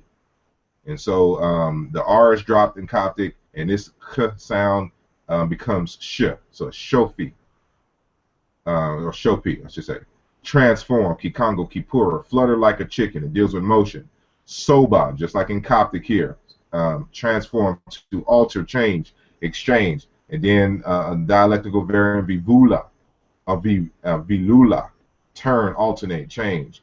Hausa language, the K turns into Z. Zabura, evolve. Collagen, the K sound is dropped, and that B or P becomes W. And so it's just wall, they change, make different. And so these words for Kepler exist in damn near all African languages, it appears, or at least in all African language families. And so those are some examples. And so Jean-Claude Mboli argues that the word God for Kepler is traceable to a reconstructed root, Kifuki. And in the Zonde language, it is Mbori, the K sound is dropped. And it's a word for God. In the Hausa language, Bori, the semantic shift just to the priesthood itself that deals with God. And so we see these other variants all across Africa, mode to create, the creator, you know. Again, you can go through these in more detail on your own when you download the presentation. And so we wanted to understand that when we're talking about, remember that Kepler also means existence, but it also means motion and change. And it's also a word for God. And so this is going to become very critical towards the end, because existence for the African, and I'm citing here Dr. Magobe Ramose, and he has an article called The Ethics of Ubuntu in a text on African philosophy. I forgot the exact name, forgive me, but here's the citation, 2003, page 80. He says, the ideal relationship between Kagemi's four categories of Ubuntu must be understood from the perspective that African philosophy is consistent with the philosophic position that motion is the principle of being. And so this is why in ancient Egypt, this is primarily dealing with Bantu speakers of Central, East, and South Africa. But it's universal across Africa that motion is the essence of being. And so remember that Keper means being. It means existence. It also means to move, to flow, to evolve and change. All of these concepts interlock for an ideal of existence. So keep this in mind as we move forward. And so if we're dealing with existence, then we're dealing with the universe itself. And so the very word Keper is cognate with the word universe. And so the root of the word universe is what I have bolded up here, V-E-R. Remember, we're dealing with the consonants. So remember that the B, P, V, all of that interchanges here. And same thing with R's and L's, and often D as well. I didn't put that up there. And so the word universe ultimately comes from a root with the prefix uni, combining form unus, meaning one, and vorsum, a noun made from the passive participle vertere, meaning something rotated, rolled, or changed. So when you see, I'm going to go back to Keper. Again, remember that Keper is existence itself. It's also motion. And so it means to turn or to roll. So this is why you see the dung beetle as associated with evolution. Because it's a rolling, it's an unfolding. And you see this depiction all of the time. And so in ancient Egypt, instead of the dung, they put the sun in its place. So it's still round or whatnot. So it's just like how the sun moves across the sky is the way that the dung beetle moves the dung across the floor or the ground or whatnot. So they're trying to tell you what evolution is. It's a one spinning, one spin, one turn, one unfolding. That's what the universe is, as we see here. And so we're going to. So the root here is ver, and we'll prove that now. So this is from the online etymological dictionary. That's what OED in my notes stands for. So universe, again, from unus, one, and then verter, meaning to turn. So it tells us to go to one, or go to the word versus, see what versus means. And so we go to versus. You see how that root ver is still in versus, so we know that this is a suffix, just like in vertere, ver in the word universe. This is the root is ver. Let me go back. And so it means to turn back, to be turned, convert, transform, translate, be changed. All these different things that we deal with in ancient Egypt. And I should have said that the Indo-European languages come out of African languages. So they have inherited a lot of African words. And so that is primarily the focus on my Where is the Love book that I showed you in the first slide, the blue book. And so if you want to know about the relationship of Indo-European to African languages, then I would encourage you to get that book. And so this will let you know why we're able to make these kinds of conclusions based on that type of work. And so I would get that book and go over that. And so from Proto-Indo-European, so we can see that V sound came from a W. And so worked, to turn, to wind, from whir, to turn, to bend, from Proto-Indo-European as far as its reconstruction. And so that same root is in the word evolve. And so when we talk about evolve and evolution in universe, evolution is the basis of the universe. It's the same thing. And so we see the V and the L again. The vowels have changed on either side of these consonants here. And so to evolve means to unfold, to open out, to expand, to unroll or roll out, just like we see with the dung beetle, to roll forth, like the dung beetle is rolling the dung, to unfold. All of these concepts already existed in ancient Egypt with the same root. So to make clear, disclose, yada yada. So X, out, in terms of evolve, and volver, to roll, meaning to develop by the natural processes to a higher state. Again, velvox, from the same root, from the same root, well, to turn, to revolve. You see round in terms of these other roots in these other Indo-European languages. Spiral, to turn, to squeeze, to roll. In Old Irish, rolling. In Welsh, wheel. You know, all of these concepts are intertwined and interlocked in terms of what an evolution is. And so an evolution is a moving from one state of existence into another.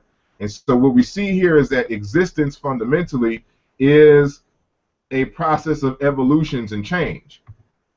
And so we see the same type of circular graphic in terms of the universe. See, people think that the word universe has to deal with any and all things in existence, you know, and in terms of infinity. But that's not the case. There could be one spin, but it couldn't. But when we're talking about the universe, we're talking about one area where it has its own spin to it, its own evolution in time and space and laws of existence. And so this is how we understand the universe in astrophysics. And so in the Congo, they depict this concept. So remember the circles. The circles are going to be important. So remember our Pantre in terms of the universe. We had the same idea coming out of the Congo. This is a graphic representation coming out of Dr. Foucault's book, African Cosmology of the Bantu Congo. And so this is the evolutionary stages, you know, of man or anything in existence. It moves in this circle. So you're looking at the circle from the top view, as if you're looking down at the circle. And so this is evolving, kind of like in the movement of the sun around the earth. It's a circle spin. And so pay attention also to these V shapes. This V shape is going to be important that we see right here, these demarcation lines. And so, you know, this is the top view, and if we was to look at this from the side, it would be a V. This V here that we see here. So kind of like a tornado. So the circle would be at the top here, and then the V. So keep that in mind. And so, again, in the Yoruba tradition, this is a graphical representation of the Opantre and, you know, the Odus that are associated with it. But again, the Opan represents the universe, the spin of the universe, the circle of the universe. And these are the Odus, the codes that govern the universe. Same thing in the Dagara tradition, slightly different. They have a different model, but fundamentally has the same essence in terms of its spin in this circle. And so they don't deal with Odus, they deal with elements. And so these are the elements that govern the universe. Again, we told you that Amma or Amen is the universe itself. It is creation. And so it is God itself. And so God is also represented this universe as a spin. And so just like with the Dagara people, remember that the Dogon and the Dagara, same tradition, same folks ultimately down the line. And so they break theirs up into water, wind, fire, earth, just like we saw there. But this is the universe and its spin according to the Dogon tradition. And so here's another spiral, and it's called Bibile, the metamorphosis. Kepler here. It's a partial reduplication. And so it's supposed to be Bile, but they just say Bibile. And so this is the word Kepler. And so this is their representation of Kepler. The man, but in terms of man, so man is also an evolution, just like in ancient Egypt. Because remember that the word Kepler means living men and women, human beings, also children. And so the same word for Kepler is dialectical variant in the Dogon language is representing here Bibile, metamorphosis, and spin or whatnot, according to this tradition. And so remember that evolution also is an unfolding, an unwinding, and a spiralness. And so in the Bakongo, they also represented like this, as we see here. And it's on page 43 of African Cosmology, the Bantu Congo. And they call it the forest. It's a spiral bale of coral. And so it's also Mfinda. Mfinda is the forest of that spin. Again, this is cognate with Kepler. P into F. And then the L sound in Bantu, if it becomes nasalized, becomes D. So that's Mfinda. Same word, Kepler. And so now, keep that in mind. And so I'm layering here. We're almost done with the presentation. We're layering here. And so in the here's a graphical representation of the Nun or Nunu. Some people just say the Nun, but it's Nunu. And this word here, new, because this is a reduplication, is new, is cognate with the word Mbongi in Central Congo. And I do a full presentation at this link here. The title of it on YouTube you can find is Kemet in the Congo, or Congo and Kemet, a paper in honor of Dr. Kimbwadende Kiabun Seki Fukiao. And so I won't have time to give you the proof that when you say new, you're really saying Mbongi. But you can go here and see that proof. And so the Nun is that primordial essence from which the universe, arises out of. And so in the Bantu Congo text by Fukiao, pages 17 to 22, he gives us a representation of the Mbongi, or the Nu, and what arises out of it. That is going to be very important for this discourse. And so I'll just read one or two paragraphs, from that is going to be critical to our analysis. So he says a straight line in its middle, he's talking about a graphic representation, is among the Bantu Congo the symbol of emptiness, a world without visible life. So he's talking about the Mbongi that we saw earlier. So the graphical representation of the Mbongi is the symbol of emptiness, a world without visible life. That is the emptiness, the Mbongi. The world in its beginning was empty. It was an Mbongi, an empty thing, a cavity without visible life. And so here's a several graphical representations of the Mbongi, or the Nu, according to the Bantu Congo. So you can represent it as a circle, or you can represent it as a rectangle square. Either way it goes, 360 degrees here. And so he continues, he says, there are in the empty Mbongi active forces that can blow up. Where there is emptiness and nothingness, act other unknown forces, invisible, of course. Man's life is surrounded by diverse forces and ways which govern it like an Mbongi. So what he's telling you here is that even though Mbongi is an empty thing, it really is not empty, it's really invisible. And so within that invisibleness in the Mbongi is some forces, some particles and things that can blow up. And so here's indigenous subatomic astrophysics that we're discovering here, that we're discussing here. And so again, when we're talking about science and a lot of these things, this is not a European thing. This is African. When we're talking about subatomic physics, supersymmetry, string theory, and all of that. Now, they may not have worded it the same way, but we can find the equivalent hypotheses and theories that have developed by the Africans in the same thing. And this question here is very important, primarily because there is a group of individuals who swear that, scientists and things believe that the universe came from nothing. They don't. They believe it in the same way that the that the universe is understood to come into being in the African traditions, meaning there was always something there. These small bits of existence that the ancient Egyptians described as a watery abyss of primordial matter. And just like here, it's an emptiness, but it's not really water. That's just to get your mind going. But what they're talking about is subatomic particles and invisible particles and things of this nature, and we can prove it.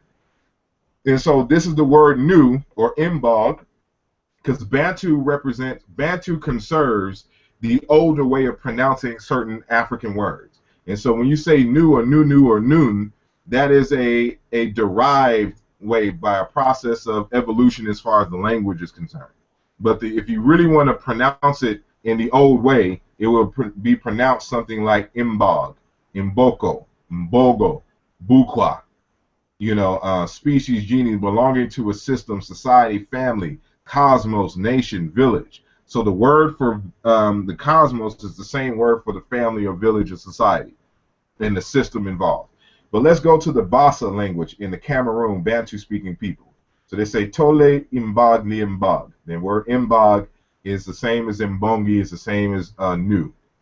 And so it says even the smallest universe, that's what this phrase here, Mbog, dealing with the smallest universe or empty set. So just like in the Bantu Congo and Cameroon among the Bassa, the same word is used for the same thing, or empty set. The almost empty. It's not really empty at all.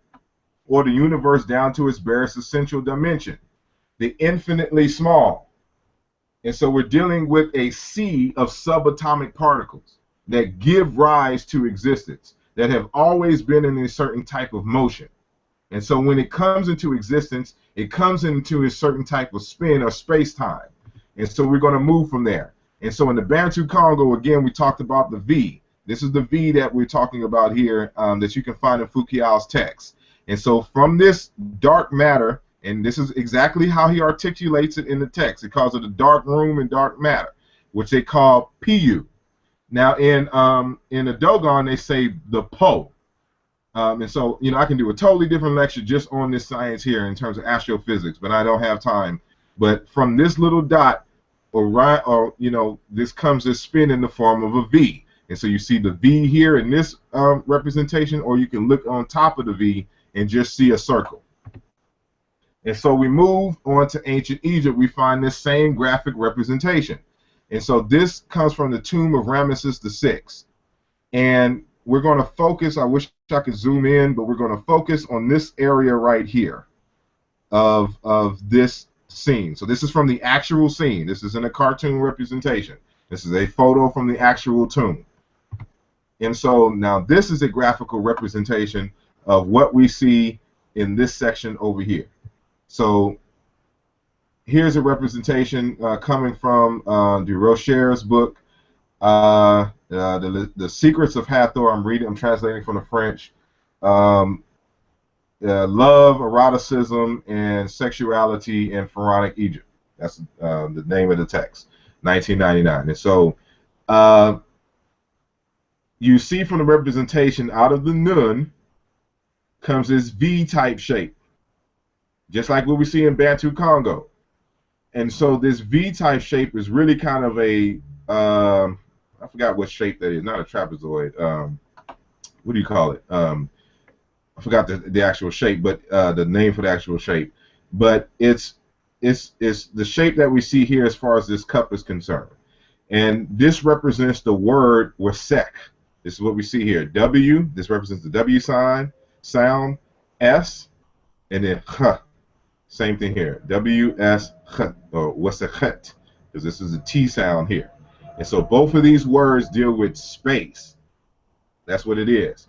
And so what do you see here on the right and left-hand side? You see the goddesses holding a sun. The word for the sun in African languages is also the word for time. And so even in ancient Egypt, when you say Ra, it also means day and time. Same thing with Heru. It'll have the determinative of the sun, because it's the sun that determines the day. And so you have the 12 goddesses, 6 on each side, of time. And so when we're dealing with a universe, we're dealing with a particular space-time. This is exactly what they're showing here. Space-time, literally, and not just in a conceptual sense. This is the word for space. This is the graphic for space, and these are the goddesses of time. And so what we see here is Atum Ra, the sun deity, giving birth in space-time to the universe and all of other creation. This is what this literally is, from the Mbongi, using Foucault's words in the Bantu Congo, from the Mbongi, the Nu, a fire force blew up and gave birth to the universe in the form of the V. And so the same Bantu Congo concept is in ancient Egypt. That's because they come from the same tradition. They're the same folks. And so we move from there. These are just proof that the word means space, spacious, breath, width, time, and word for cup. And so you can see it all here. It's in your notes.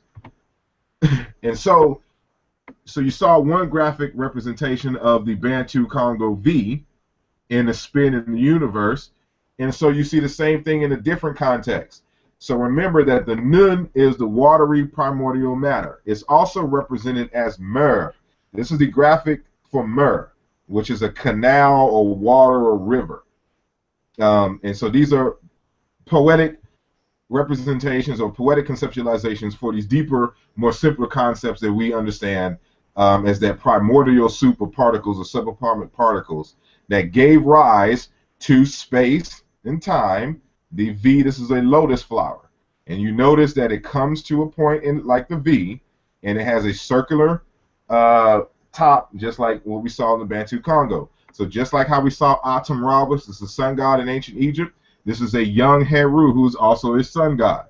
So from the primordial waters comes space-time and the sun. You know, same thing we see over here. This is a graphic representation of, excuse me, this is an actual artifact of a bust of Tutankhamun. And you see him representing himself as Heru. And so out of the lotus flower, we see here more pronouncedly the V and a circular spin at the top. And so you see how these concepts are coming together. This is in the Cairo Museum. And so at the waters is the Mercury waters of the abyss. So where did they get this from?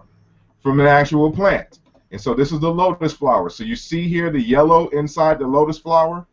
It represents the sun, or they associate it with the sun because the sun is yellow and white. And so it unfolds. Remember, universe is an unfolding, a spin, just like the lotus flower. And so this comes to a V point and it dips into the murky, dark waters. This is what they're articulating here based on their observations of nature.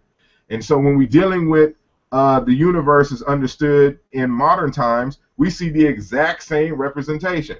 So the Bantu Congo and the ancient Egyptians are independent of what is going on in modern astrophysics. And so in order for them to explain the universe, they have to make a graphic and explain it like this is what we call inflationary theory.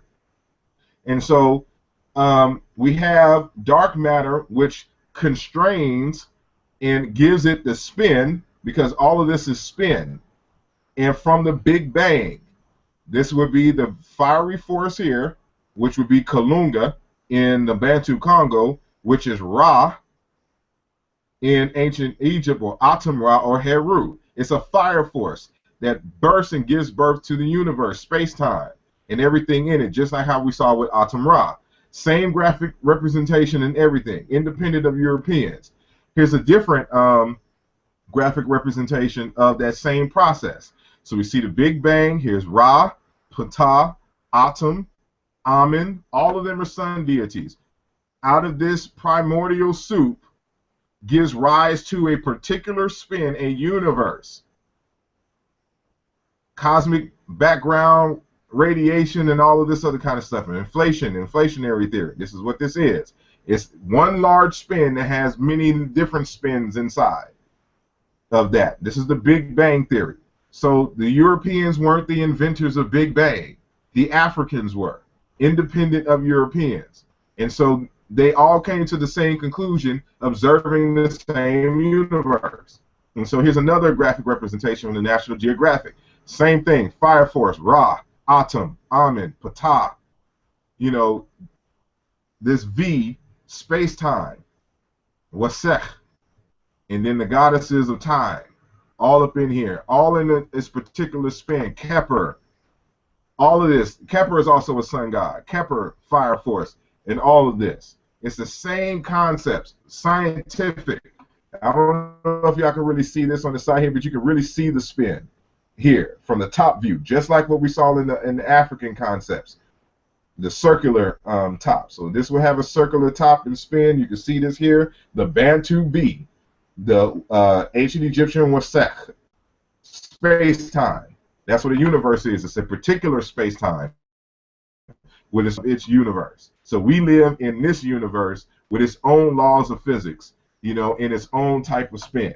And there could be other universes, not necessarily parallel, but that exist in this plane, you know, that we see here. So I hope all of this is coming together.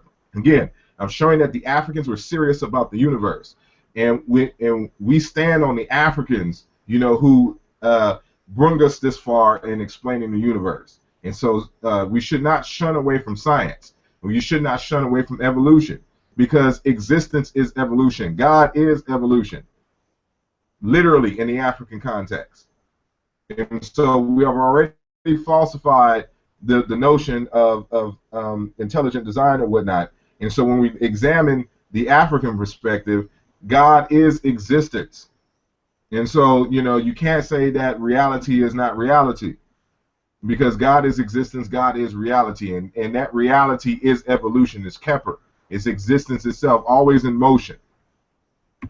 And so, ending up real quick, This is a picture of our late, ancestor Octavia Butler, who wrote a book called The Parable of the Sower, and in there is a religion called Earthseed, and in that religion, they have a couple of verses, and so these are 2 verses from that particular text. It says, "All that you touch, you change. All that you change changes you. The only lasting truth is change. God is change." And so even within this context, it's very African, because in Africa, God is change. God is evolution. And so the central paradox of Earthseed, which is the religion in her Parable of the Sower text, is why is the universe to shape God? Why is God to shape the universe? Meaning God and the universe are one. Again, the same concepts, whether you articulate this from a scientific perspective or the African, they're one. It's only the Abrahamic traditions and a few others that are not on board and understand reality. So for the Africans, God is evolution, God is existence. And we just demonstrated that. And so I ended the conference with reading the words of Marcus Garvey in terms of the importance of science. And I'll just read quickly. Again, you have these notes and you have the source where you can read the full, because it's a lot longer than this, his full lecture. And so Marcus Garvey informed us. He said, "Dive down, black men, and dig. Reach up, black men and women, and pull all nature's knowledge to you. Turn ye around and make a conquest of everything, north and south, east and west. And then when ye have wrought well, you would have inherited God's blessings. You would have become God's chosen people. Naturally, you'll become leaders of the world because of the superiority of your mind and your achievements. The world is indebted to us for the benefits of civilization. They stole our arts and sciences from Africa. Then why should we be ashamed of ourselves? And out of our creative genius, make ourselves what we want to be. Follow always this great law. There is no height that which you cannot climb without the active intelligence of your mind. Mind creates, and as much as we desire in nature, we can have through the creation of our minds. But in your homes and everywhere possible, you must teach the higher developments of science to your children. And make sure that we have a race of scientists par excellence. For in science lies our only hope to withstand the evil designs of modern materialism." The title of his lecture was "Look for Me in the Whirlwind." Understanding that the whirlwind is actually the word for Kepler, ironically, in terms of wind, wine, because it's emotion and stuff to this nature. 1924, Harlem, New York. And so, as we can see here, even in 1924, Marcus Garvey understood the importance of Africans getting into the sciences. And so we have a lot of pseudosciences trying to steer us away from science and its findings, and not understanding that this is the basis of our evolution, not only our evolution, but our liberation, is getting into the science and understanding science. Because the Arab and the European who are oppressing us, they're not using tools of spirituality as you understand it, or as we understand it as the layperson. They're using science. And unless we understand and combat scientifically these particular people and develop our power, we'll never be free. And so I'm a strong advocate of science and evolution, and I want people to understand that it's not a white boys thing, that this is African in every bit of, in every literal sense that you can think of. And so I appreciate y'all for listening this long to my presentation. And I'll be taking any questions, comments, and things, not only from the audience. Remember that if you have a question, type in the question, your question in the question and answer app, which should be on your main screen. And the panel and I will get to it. And if the panel, has any kind of comments or whatnot, you can unmute your mics now, and we can get it in.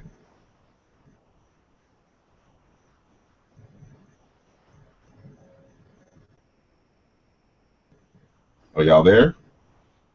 Yes, I'm here. Alrighty. Peace. I'm here. Anything made? All right, peace. Was that Sanjetti? Yes, I'm here. Yep. All right. So finally glad to, all right, glad that you're back. And so want to welcome you to the show. All right. Um, Appreciate it. Before we move on to get your take on the conference, I know you couldn't make it, but I don't know if you had the opportunity uh, to peep the video clips of presentations that Sonetta put up, and just to get your take, on what you witnessed thus far. Okay. Just from the small clips that I've seen so far, um, and just let everybody know, I didn't see the whole thing as far as All right. presentation, but this presentation here that you just gave, illustrates again the more so the background of understanding science. Okay, in a sense, showing us how to walk. You know what I mean? Rather than say, Yeah. okay, I want you to walk, but this is demonstrate. Okay, this is why you need to walk. This is how you're going to walk. Okay. Um, Based on not only some feedback from the past conference that you and Brother Ankh participated in, I look at this also as, um, furthering what even went on back in February in New York. What's happening here is that those who dominate the so-called conscious media, okay, sometimes we call them YouTube scholars. Yeah. They've been so accustomed to unscientific approaches, in a sense, that are grounded in, religiosity and in pseudoism.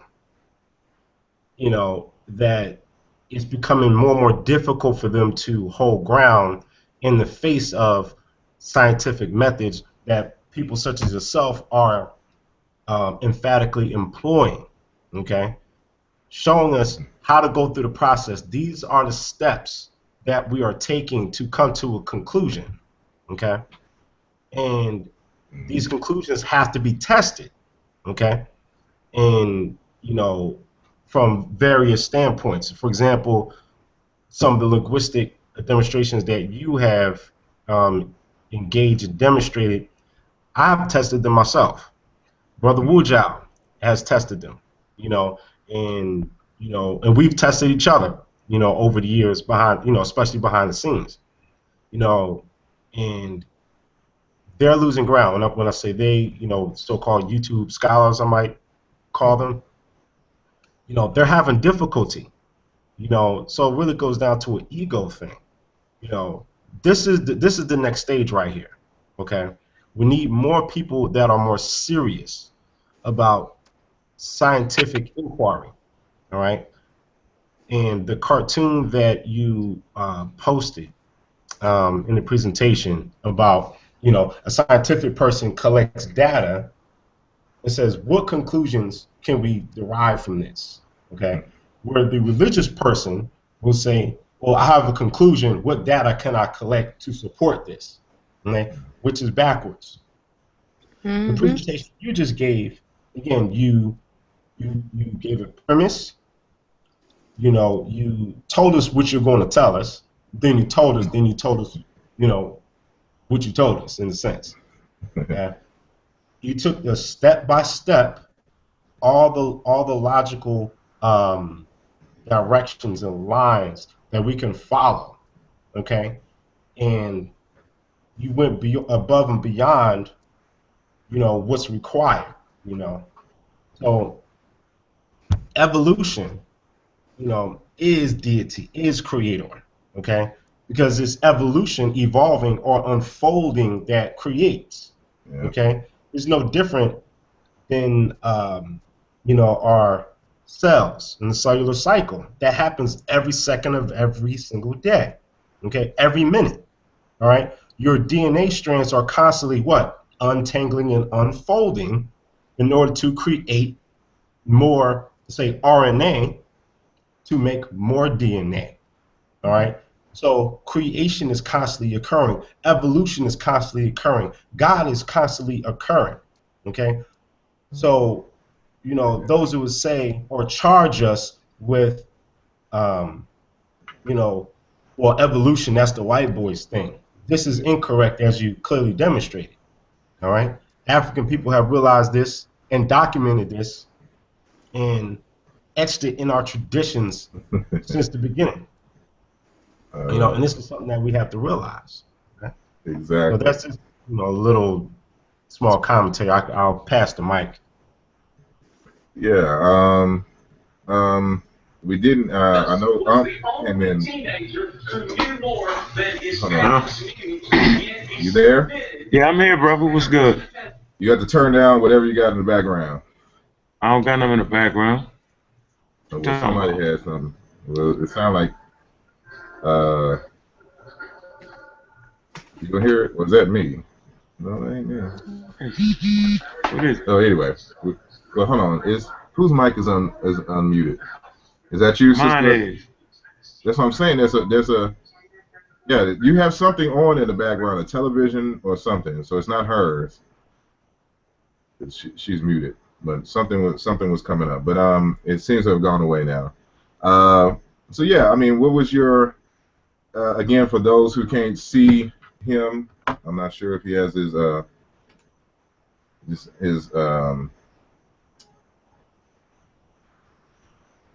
camera on, but you know, this is Brother Ankh, who was also participated in the event.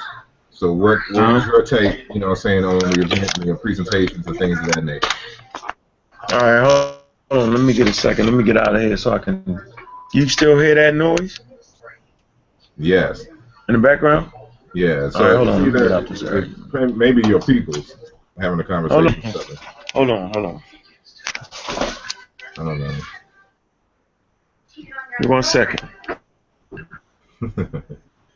Remember, for those who are listening in the audience, you can ask a question with the question and answer app. And I'm looking at a few questions or statements here. This is from Ra Kepper Me. Sorry, you there? I guess that was from earlier when my mic was muted. Yes, I'm here. He also says, great presentation. I appreciate it. He also makes another statement that YouTube scholars never had grounds. Brother Sanjeti, you've given them too much credit. And Samo Damo, he says, Hatep Seba, will you cite Mboli's work in your upcoming book on Nesubiti? Yes, I will. And so that's part of my framework in my analysis is the Obinga, Negro Egyptian. Mboli builds on that. And so I build on that framework, and I'm actually introducing my own framework and model, you know, to help advance and contribute to the conversation on there, using the Nesubiti as a case study, so to speak, for this method and framework. And so I'll deal with more on that on later. And Brother Ra Kepper Mimad, he has a forum dedicated to the Nile Valley, you know, African-centered, his own forum, not connected to Facebook, but it's a social media platform. And I forgot it right off the back, so if you're listening to this, type it back into the question and answer, and I will, you know, post it here so I can share that link with everybody. But you situated now, Brother Ankh? Okay, and what Rujal just told me is comedicscribes.com. So go to comedicscribes.com and register, and you know, we'll all be engaged into dialogues on the Nile Valley, you know, coming up. So thank you, Brother Rujalu, for that. And again, are you there, Brother Ankh?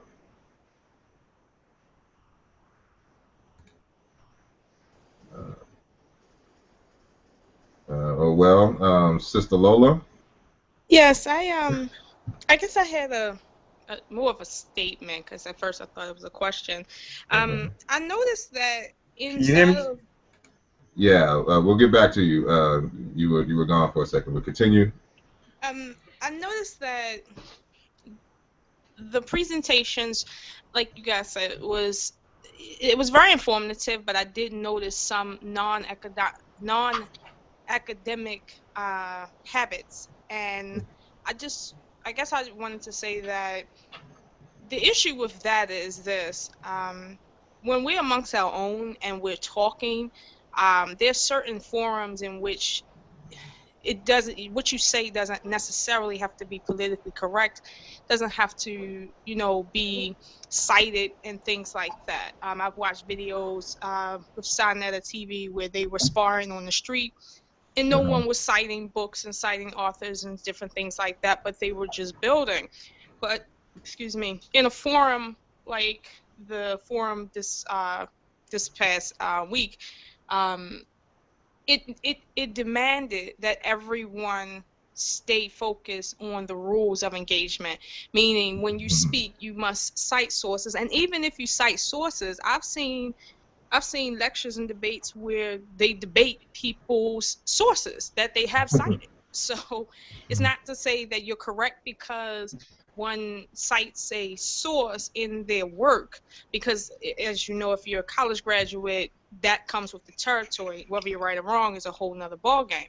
But that's the baseline that for Black scholars in any forum, it has to be at the very root of it, because like you said, when we get to listening to information and we have other scholars like yourself that come to the table with the foundation of science and the methodology to all that encompasses it, it in a sense shines a darker light on other people. But I mean, we're not going to overtly say that, but I did notice that, I and said, yeah, it was. I mean, I can forgive some stuff, but some stuff I can't. There were certain things that was stated that I didn't quite understand the relevance of it under the circumstance, but I did get the gist. But I just wanted to comment on that in terms of making the rules of engagement for any type of debate in forums like that to be very strict on how debaters come to the table with their information to avoid the pseudoism that has plagued information just in general. Hold on. I got a perfect leeway into you. Somebody in the question and answer by the name of Amin Reyes says Unk's presentation was weak. All he showed was a bunch of monkeys. Shaking my head. That's well, you can tell who studies biology and who doesn't study biology. Yeah. So it's clear that we're apes, and if you can't handle the truth, then stay away from the truth. What I found at the conference is that most people, like I said, they want to be African in name, but they don't want to be African in culture and African in understanding. And so it was our elders. First of all, I'd like to thank you for your presentation, Asar. Like I said at the conference, I felt like it was the best one. It allowed me, it cleared the way, and it allowed me to crack a few more jokes. It allowed me to be very comfortable giving my information, and then they was all out of there. And so we learned early on that none of them came prepared to refute and rebut biological evolution, and that's what the conference was based off of, right? Explaining why we were wrong. Let's call it what it is. Why are they teaching that monkey shit? Excuse my language. That was the purpose of this conference, and all of them ducked and dodged and stayed away from that. They talked about Darwin, they talked about stardust, spiders, they talked about everything, right? But the real topic in hand. And they took up all the time at the end, so we really couldn't get into the panel discussion, right? And so I'm just, it's just amazing how people are still saying that. And so I think you clearly showed that the interrelationship with all living organisms is an African thing. Yep. That's why I showed when they showed my face as Caesar in the human body, I told everybody, thank you for deifying me, right? It's because I'm understanding this through my African mind. And I showed the papyrus of Ani, clearly showing that the Africans from time immemorial always showed different interrelationship between human and what you consider to be animal. So, I mean, the conference for me was an excellent stepping stone. It clearly showed that the community needs to be re-educated. And this is what I'm saying. The sister mentioned no one was giving sources. And so I'm coming up with this new thing now. I'm not even talking to you if you don't qualify yours with not only a reference with your source, because we routinely hear them say you're teaching the white boy thing, right? And so what I'm gonna need is I'm gonna need you to show me your white boy thing, because they're all teaching from the New World Order or the New Age section, and they're completely white people. There's no elders teaching from that section, right? And so we stand on the shoulders of some real elders, and we can literally draw a line, right? For the last 25 years, we have definitely been infected, right, with New Age knowledge, right? And I'm out my library, but I can show these books. They're New Age knowledge, right? We're galactic circle, this, that, the land of Mu, right? We can draw a line and we can say Phil Valentine, right? Bobby Hemmett, Delbert Blair, Aline Bay, right? They taught from the New World, Dr. Malachi York, right? They all taught from the New Age section, and they all put doctor in front of their name. Okay? Let's get this real. And then we draw the line, and on the other half is Dr. Ben, John Henry Clark, Leonard Jeffries, Shikanti Diops, right? Remember, Annie, the list goes on, and they all taught that Africa was the origin of civilization. So if you're going to teach that Africa is the origin of civilization, and the African man and the African woman, right, is the mother and father of humanity, then you got to be able to prove that scientifically. So we can prove it scientifically, and the only way to prove that scientifically is to deal with the science, okay? And I always like to take people back to the UNESCO website. That's a very, very important website to go to. And on the UNESCO website, I'm saying this is before the Cairo Symposium in 1974, right? I think it's in 1968, okay? What they did, they came together because they wanted the African to tell the story, right? Instead of allowing racist white supremacists to tell the story. And so they brought together a scientific community, and 2/3 of them were African. So back then we were doing like we were supposed to do in dealing with the sciences. And so at this conference, right, the book you always tell everybody to read, that first book, the Methodology, right, you can just go straight to the conclusion, and they immediately start talking about Ardipithecus, and they immediately start talking about Zinzipithecus boise, and they immediately start talking about Africa leading the way in science in the first 2 million years of human history. So you can go back to the oldest toolkit, Stone Age toolkits, right? This is technology and science. This is African spirituality at its best, because it allowed us to get food, clothing, and shelter and protect ourselves. And so somewhere along the line in the New Age section, we lost our true African spirituality, and we got caught up with the hum spookism. And so now, right, our elders literally got pushed to the side of Asar, and you know it. And I got to say this. I got to say it. Our elders that was teaching in such a format that by now we would at least have enough institutions, right, to kind of raise the community out where it's at. And that New Age white people stuff for real, right, it kept us stuck. It kept us reaching for more information. Constantly did that. Go ahead, you ready to say something? I don't mean to cut you off, but I was thinking about this. I was having a conversation with a young man the other day, and when I really look at what our elders were doing, they were really kind of getting us over the second leg.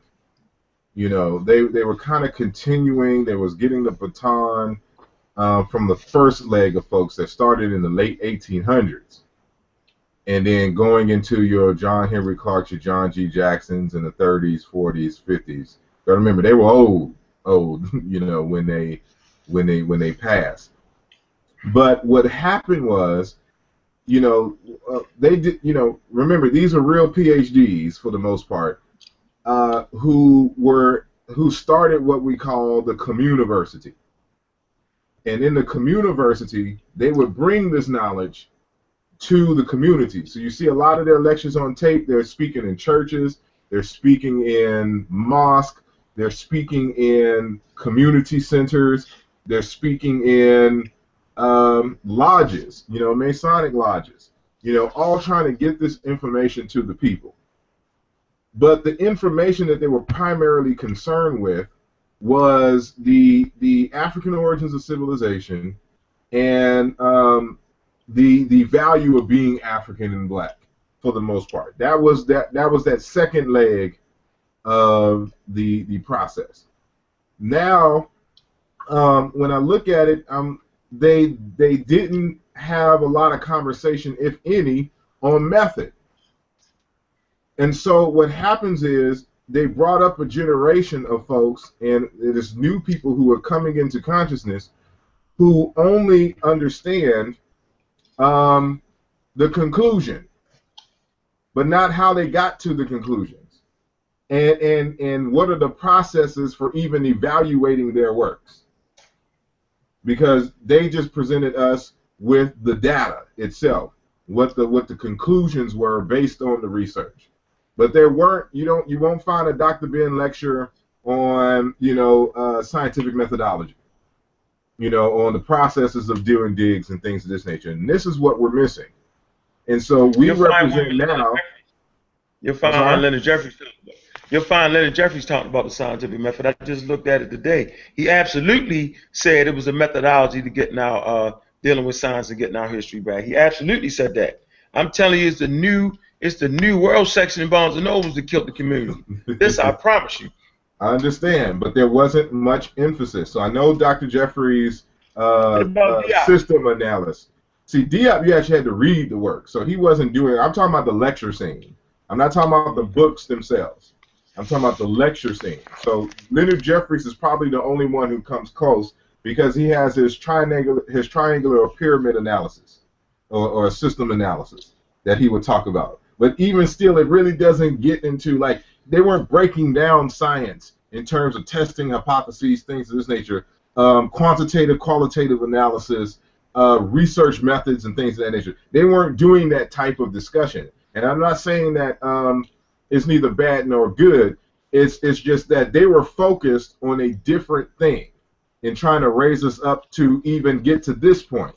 And so now I think it is our job to not only continue that, but in the process to inform the public on how research is done, how critical thinking is done, so now that they can get involved in the process and not just search for the conclusions and text. Because now all what's going to happen is that they're going to read a book and then be like, well, so-and-so said it in the book, it must be true. And then you ask them for their resources, and then they cite a book that has a whole bunch of pseudonisms. But it's in a book. And so it doesn't stop that. It doesn't stop at a book. It continues. It starts. Right. And, that's just a process. So hold on, who haven't we heard from? Brother Wujawu? Yeah. I spoke earlier about a little bit my comment. Hold on one second. When Brother Wujawu talks, are y'all hearing some kind of static or something? Yeah, he's got a bad connection. Yeah. You got a real bad connection. That's me. I got a bad connection. Yeah, I don't know what it is. If you can log out and log back in and see if that helps. Okay, let me do that real quick. All right. Okay. All right. All right. Wow. Can you hear me? Yeah. Can you hear me? Yeah. Okay. So while waiting for Brother Wujawu to get back in, one thing I want to say is that a lot of people don't realize the amount of work that goes into actual research, and again, it was mentioned a minute ago how someone would just look in a book and say, oh, I got it, and because I just cited a book, that means I'm right, by virtue of the fact that you cited a book. You have to go into the logical arguments and discussion in the book, and then you have to go through the process of cross-referencing, okay, to see if the logic checks out. And again, this goes back to that scientific method and scientific thinking, okay? Can I test the logic of what the author is talking about? Can I test the data, that this author is presenting? Can I look at the conclusions? Can I look at the hypothesis? witnesses? Does it check out against scrutiny? You know, and this is the labor that I think that a lot of YouTube scholars, you know, are really not grasping. Okay, like this research is really tedious. Okay, and you know, something that Dr. Amos Wilson kind of brought up in a past lecture. You know, it's like, you know, you don't say, oh, we're spiritual, we don't have to study, you know, but that's just an excuse to say you don't want to do the hard work. Okay, it takes years to get to, you know, where we're at, you know, and even myself, I consider myself still a beginner, because the more you learn, the more you learn how much you really don't know. Okay, and you're constantly chiseling away, you know, imperfections. You're constantly finding better ways to do things. Okay, and it takes time. It takes a lot of effort. Okay, you know, these things can't be done in, you know, a week or a month. Okay, it takes a long time. Okay, and I think that's what sets us apart. And just to go back on what y'all speaking about, Diop and some of the others in the past, our elders who passed the baton, you know, I came up reading Diop, like for example in Civilization of Barbarism. He provides for us methods, okay, and he's telling us, this is where I'm leaving off, this is where you need to pick up. Here are methods that you can employ to take this to the next level, okay? Even Dr. Valinda Waboga, okay, the author of the book Cold Wind from the North, in an article that he wrote for ASCAC in their book called The Preliminary Challenge. I think it was published about 2002. You know, he's talking about the Kemetic or ancient Egyptian dynastic chronology, and he's given us ways on how we can look at the chronological problem. Okay, because, you know, because of racism, you know, they want to push back African history via Nile Valley history. Okay, so we have to know how to pick up on this, because the opposition, Arab-centered scholars and Eurocentric scholars, they're in the universities using carbon dating and using science, okay, to, you know, shorten African history. Okay, now I'm not saying that their science is sound, but you have to be able to match them. You know what I'm saying? Like, you can't have a heavyweight boxer, right, and then have a lightweight boxer who's 100 pounds and say, okay, this is an even match. You know, the 100-pound boxer, he was only training for 1 month, but the heavyweight boxer, he was training for 10 years. You know, how are you going to put these two together? It's not, you know, it's not logical. Okay, you have to be able to say, okay, you need to train yourself up to this level to meet.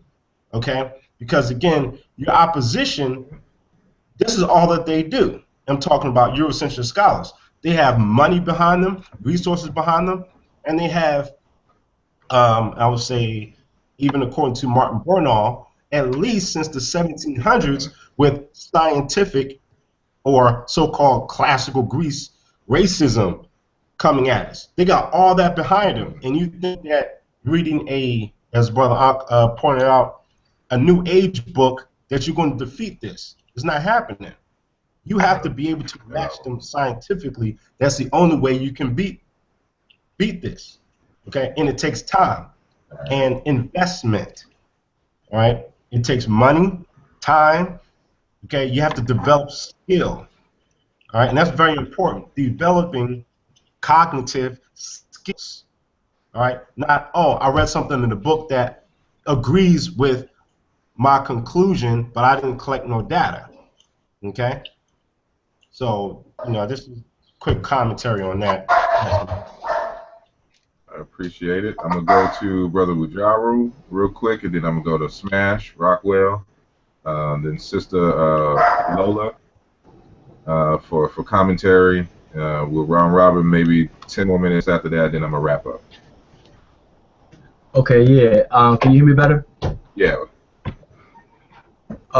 Yeah, I kind of gave a short little commentary about what I saw on at the conference. But you know, what I wanted to add to that is, I've been very vocal about the whole debating climate, the whole environment itself, and I look at it as a bittersweet because the entire debating circuit, Sarnetta pretty much is the main outlet for this kind of stuff right now, and it's a bittersweet thing going on because what that's done very positive is it made knowing information and reading books and stuff cool again.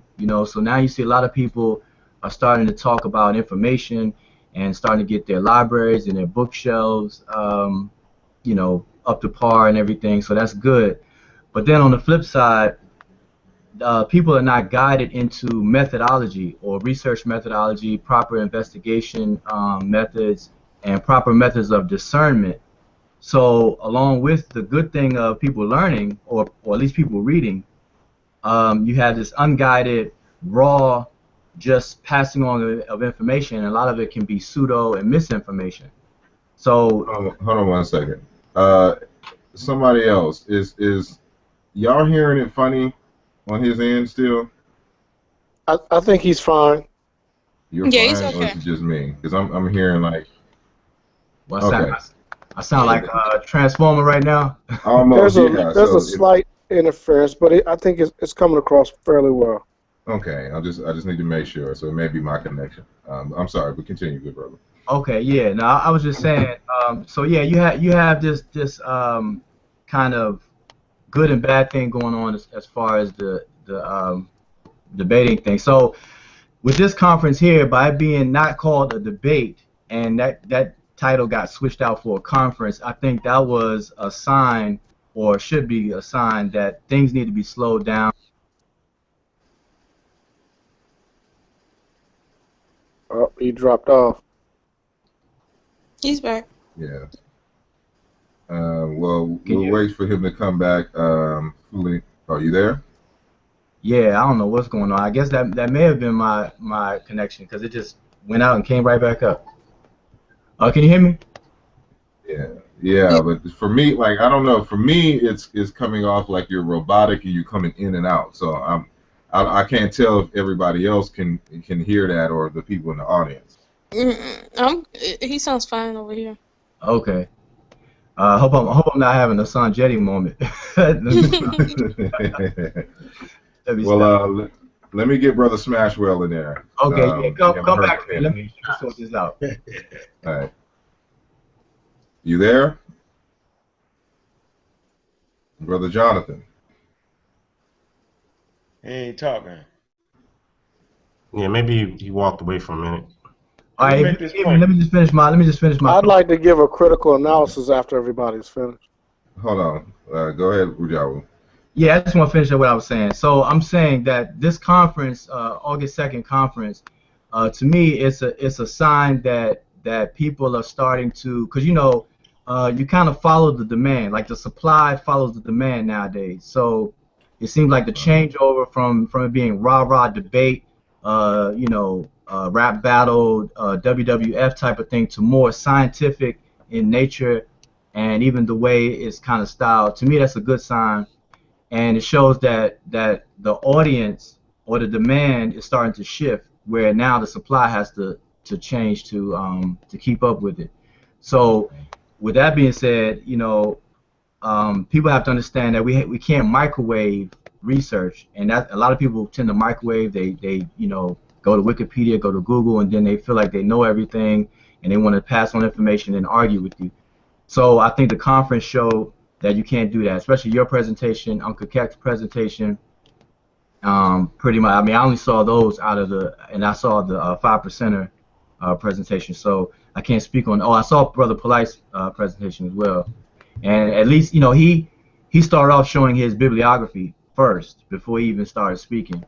But the one thing, but see, that's what I was saying. Like even with that, I was like, that's good and all.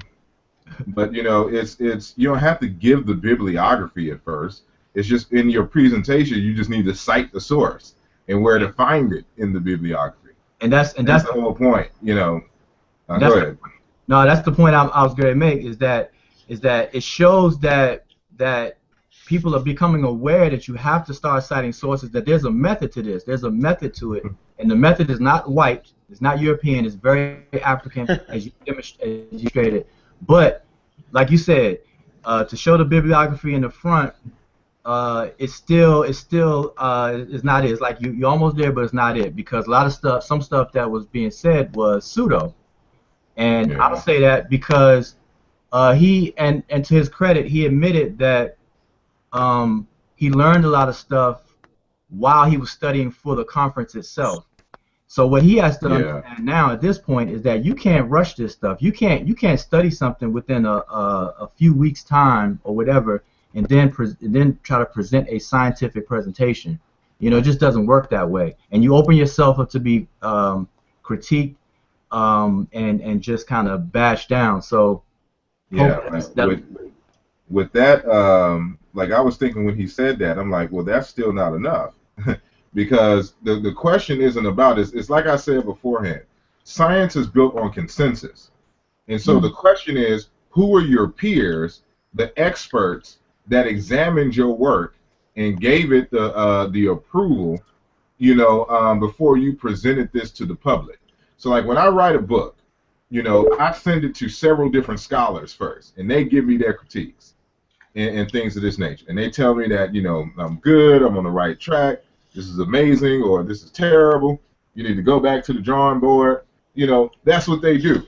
And so you want to do that with a few individuals first before you publish it and then have to deal with the world community.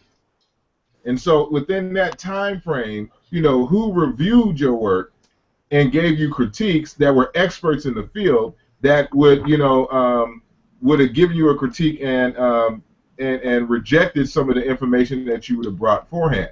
Because I know for a fact, like if I was to review a lot of that presentation, there's a whole bunch I would have rejected on methodological basis alone. You know, that you know, but you know, he's young, he's really fairly new to this, and you can tell, but you can tell that he's learning and he's willing to change up. And so that's a good thing. And so if we can get, you know, by the time he get my age, if he, you know, stay the course and learn proper methodology, he'll be an actual force to deal with. But you know, that's neither here nor there. So I'm gonna try one more again. Smashwell, are you there? Can you hear me? It's for Jonathan. Okay, we're gonna skip Jonathan. I'm gonna go to the side real quick. Let me see if there's any questions. These seem to be mainly comments from Ra Kepper. Euros and Arabs are claiming using science, but they are simply lying. So it is our duty to vet them. Exactly. I guess he's responding to Brother Sanjetti's thing. Then we have him again saying brothers need to update their bandwidth. We're working on that. He said this is from BYK1011. A lot of good information. Have to watch again. It was a lot to take in. Peace. Appreciate you watching and for your feedback. Jackie Johnson saying it's all New Age. Don't they accuse Dr. Ben of New Ageism because of theosophy? I guess I'll get Brother Unk a little later to address that. But Sister Lola? I would say that like yourself, I'm impressed that I can see the forum changing as far as the dynamic of how it's presented. In that it still maintains its original form in terms of the the combativeness, but now it's merging to include a broader thinking base, if you know what I mean. I do believe that it's necessary to, in a sense, know how to get the attention of the people, and it might be a bittersweet thing to understand and accept, and we might have to be prepared to accept that, some of us in academia may not be drawn to the battling per se, but a vast majority of our people are, and this is why I don't necessarily I don't necessarily comment on or give too much criticism on different personalities that I know, you know, in terms of how they approach the community. Because, for instance, there was some issues going on with the presentation of different individuals' information, the way they present it. And my thing is, you know, everyone isn't for everything, meaning everyone's strengths and talents isn't for everything. And it showed in the conference that you had individuals like yourself, Asar, where you presented in a way that was very much different than the first speaker, Mr. Inky, versus someone else, and even versus Polite. Um, Even though I did understand, like you said, his approach and how, it might not mimic what we understand as the traditional methodology of the scientific method, but I could see where he had vision, and although he might need some brushing up as far as the technical form of it, I could float with that. But our community Who? needs to be engaged, and engaged in a way based on who they are. And we're not like any other community in the world. So, we're not going to be gathered like any other community in the world. So I would say, as much as the debates are sometimes more entertaining to certain crowds, as long as they're in the building and they're learning, that's what I care the most about, because eventually people will rise, their consciousness will rise. And even myself, I didn't start off as a college graduate. I didn't start off as someone conscious. I didn't start off as anyone knowing anything about science, or, let's say, deeper science, as it relates to the greater science that we're speaking about. But it was a process. So we're here to aid in that process with ourselves and others. But the conference was very educational. I would even say that it was one of the more historic moments I've seen on, just, I want to say television, because it's kind of like television to me, because I don't really watch regular cable. But it's one of the more historic moments that I've seen amongst our community. And as much as it's not widely broadcast, I would say 100 years from now, it will be. Now, you reminded me of, well, two things. Uh, of course, with the different platforms um, that are utilized to get information. Uh, people like the people who knew, at least know me and my methodology and the kind of conversations that I have, kept asking me, why are you even participating in this? It's going to be a gang of pseudo scholarship, at the thing. And I was like, that's precisely why I'm presenting, because if there, it's a popular platform, and so I big up Sarnetta for creating this platform. It's a popular platform, but they're arguing stuff that is argued very seriously in certain circles that the community doesn't get a chance to engage in often. And if they get this information only, and people are thinking that this is the limits that we go to, then it can become very problematic when we're talking about community building. Because think about it like this: from science is where you get your technology and inventions, and from there, these are the tools that you use to build your economy. And so, if you don't have a segment of serious scientists and inventors and things of this nature, you can't come up with products and services that help strengthen and build your economy.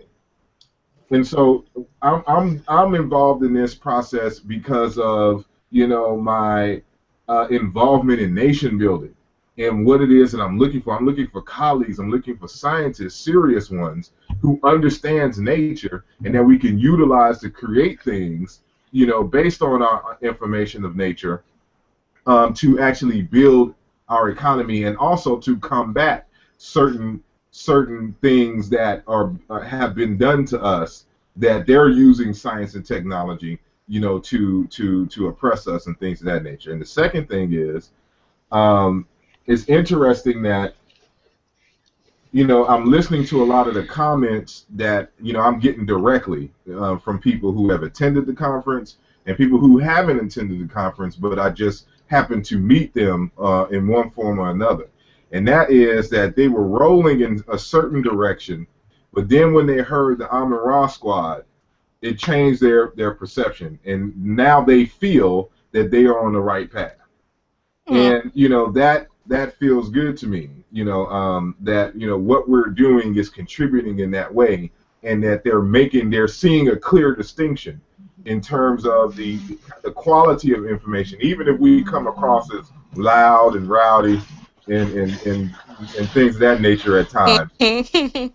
But fundamentally, our hearts are good, and that we come with a certain methodology that they can get with, and so your commentary reminded me of that. I want to move on to Shez. I'm not even pronouncing this right. Shezmu Patan. I know he wanted to say something.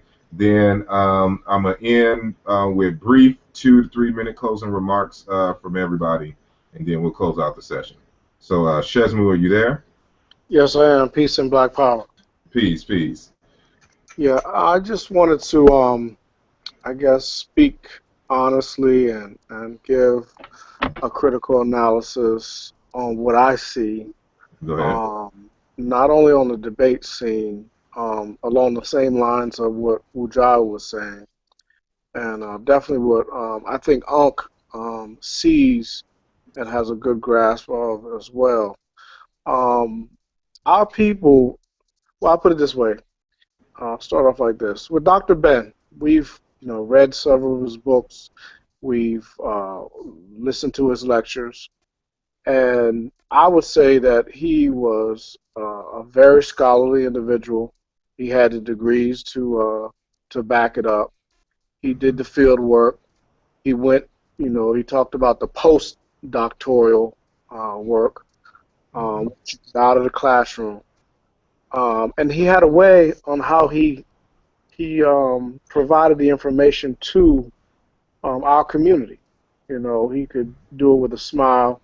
He could joke. He could laugh, but he could still drop the science on you, and he could take it to that next level if he needed to. And I think a lot of them were able to do that. I think Dr. Clark, somewhat, he was a more serious individual, but he could still laugh a little. I think Ivan Van Sertima, Van Sertima could crack a joke here and there. I'm not really familiar with. I mean, I've heard Chancellor Williams and I've read his book, but I think those scholars were more serious. Your Garveys, your I can't think of one of the others that was a more serious. Like you said, in the late 1800s, those were a little more serious, but they still did. And Diop, they still, talking about the UNESCO conference, they still didn't. Now, the conference, they would bring the methodology, and Asar, your methodology and scholarship is second to none as far as, and I don't want to be nervous. I want to say this the right way, not to offend, but to build. When it comes to any YouTube or Facebook individual, I think you're at least you're at the top. You're one of the top 10. I don't know there very many, so I'd say to me you're at the top. Abu Jahl has a good scholarship. Jonathan has a good scholarship. Sanjeti has a good scholarship. Definitely has good scholarship as far as his research and methodology when it comes to understanding the people in the community. But my basic point is, to me, your lecture fits a classroom and a college setting.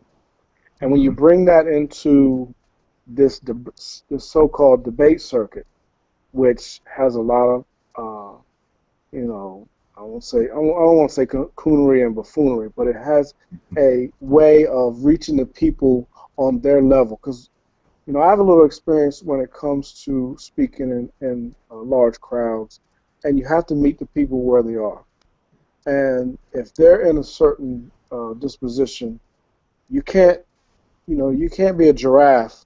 You can't talk to the giraffe where they're reaching up way up high. You have to be able to reach those that are down on the ground, feeding off the foliage, or find somewhere in that happy medium, or be able to bounce up and down.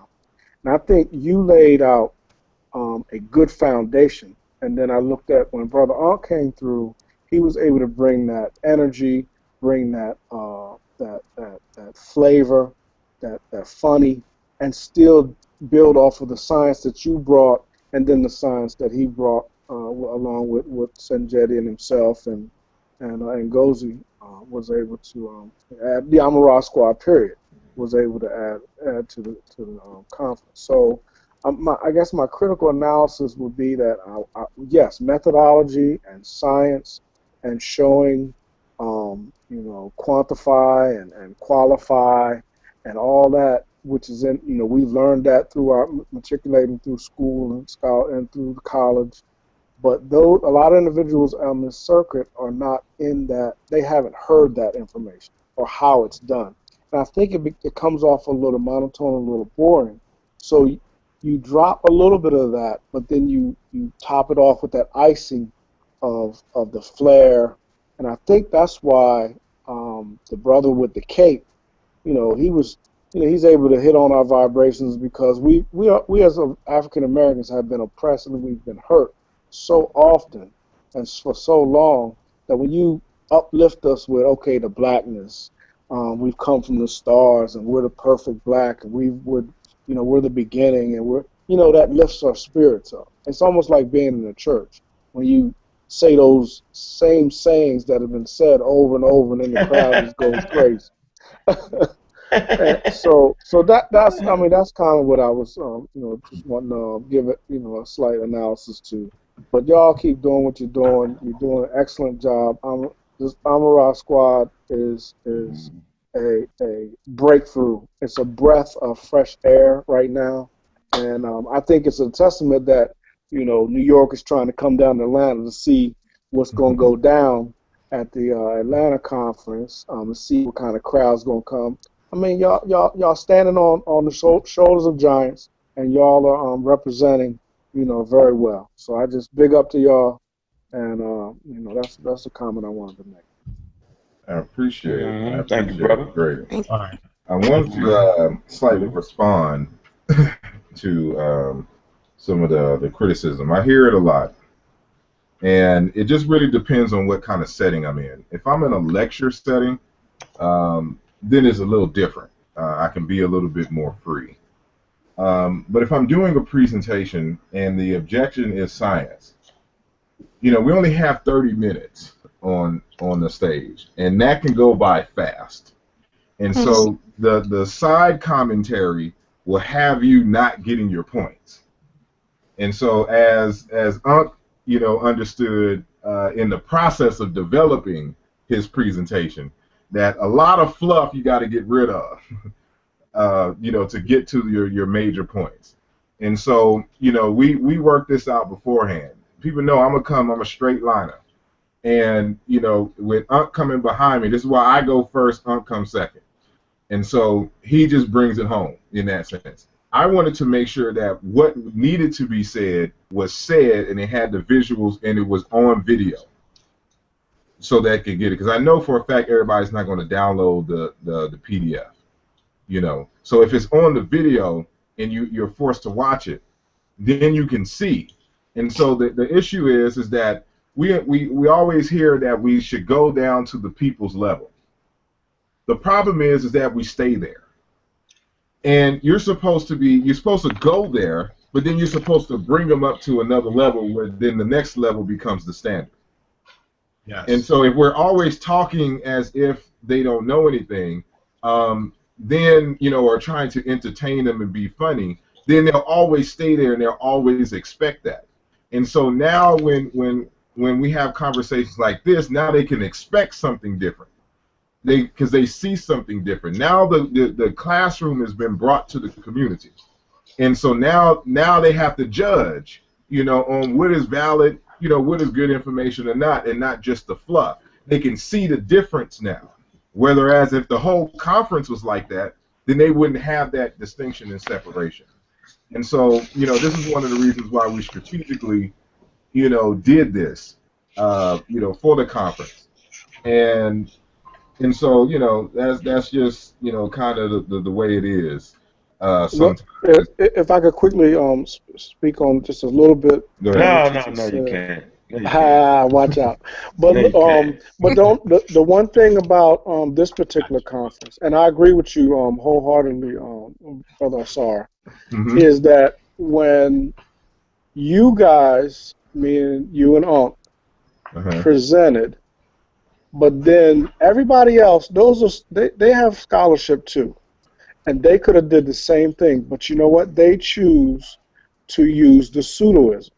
So you guys were up against. It's like you guys brought 1/5, and then you got 4/5 of somewhat scholarship, but not even. I won't even say scholarship. I say somewhat not dropping knowledge, but then they also go into the atmosphere. And so you guys are up against that whole wall, and then you leave out like, man. It's as Unc said before, it's not going to hit. See, we understood what we were dealing with coming in there. That's not, we weren't trying to convince nobody right then and there. We're looking for, after it's recorded and people have time on their own to look at it and reflect on it themselves. What is the information that they'll get? Now, this is a mistake that everybody makes when they try to make these types of, when they state these kind of commentary. You got to remember that it's different types of people in the audience. They're not monolithic. And so what is bringing it down to the people's level on one end, you have a whole half of the audience that is already there and can understand it perfectly. Mm-hmm. And so, you insult them by always trying to stay here. You got to mix it up. That's why we mix it, because I expect my audience to be diverse and intelligent. You would have to have some kind of intelligence to be, instead of at a club or something like that, to be in a science versus evolution conference in the first place. So you already get cool points for showing up at the event, given the nature of the topic, and to listen to lectures for that long. And so even at the conference, I'm getting feedback from people talking about, we love the entertainment and all that, but what you brought, that's what we was here for. So it's mixed, and you just got to expect that when you're speaking in public that it's going to be a diverse group of individuals. So I have to speak to the PhDs and the no HDs, all in the same area. And so you got to strike that balance. I tried in my presentation not to go into any, I think the biggest word I used was supersymmetry, in the whole text. And even even with that, I made sure I defined everything, where you can find the sources. I tried to go through no jargon. But when you listen to everybody else, they talking about histone proteins, subatomic partying, Luca. People don't know what that is. You get what I'm saying? So it's like you're just saying scientific jargon, but you're not able to explain what that stuff is. They were just saying all kinds of words and ask. I'm like, you don't know what that is. I know you don't know what that is, and I know they don't know what that is. So that's what I was trying to avoid. So it made it seem straight, but that's how it has to be. So I could have went there in a very serious manner, but that was suitable enough for the general community.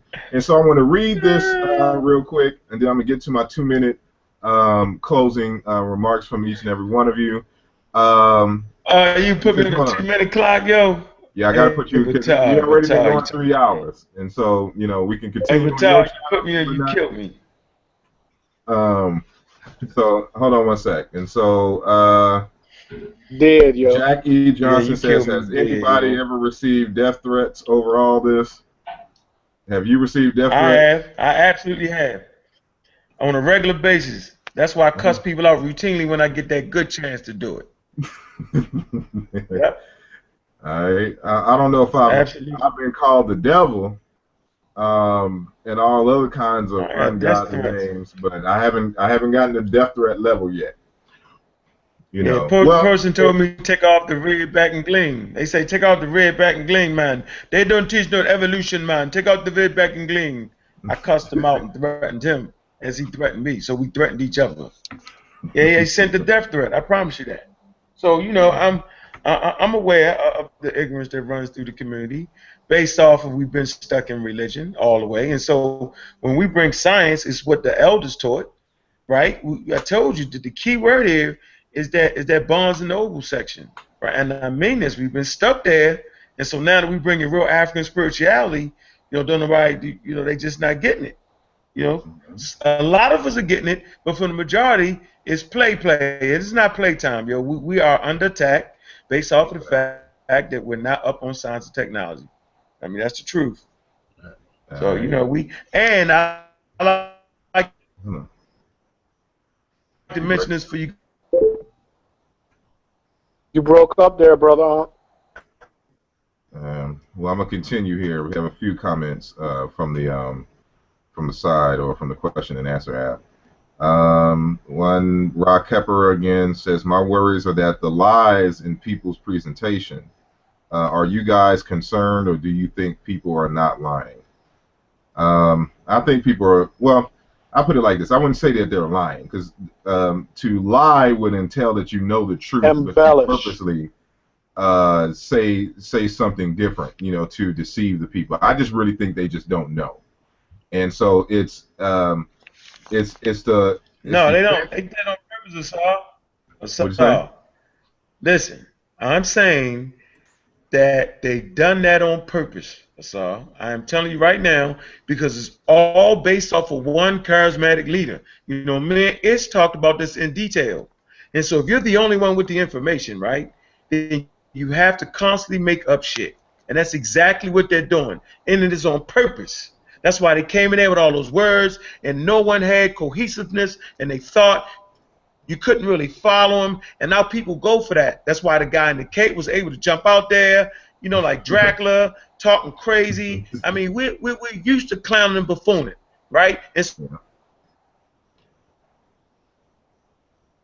Okay, he's out again, so I guess his dude's statement earlier, we need to up our bandwidth game. Is a truth or a reality, and so I'm gonna continue speaking on. This one's from Lorenzo Heru. He says, "Great presentation, Asar. Thank you.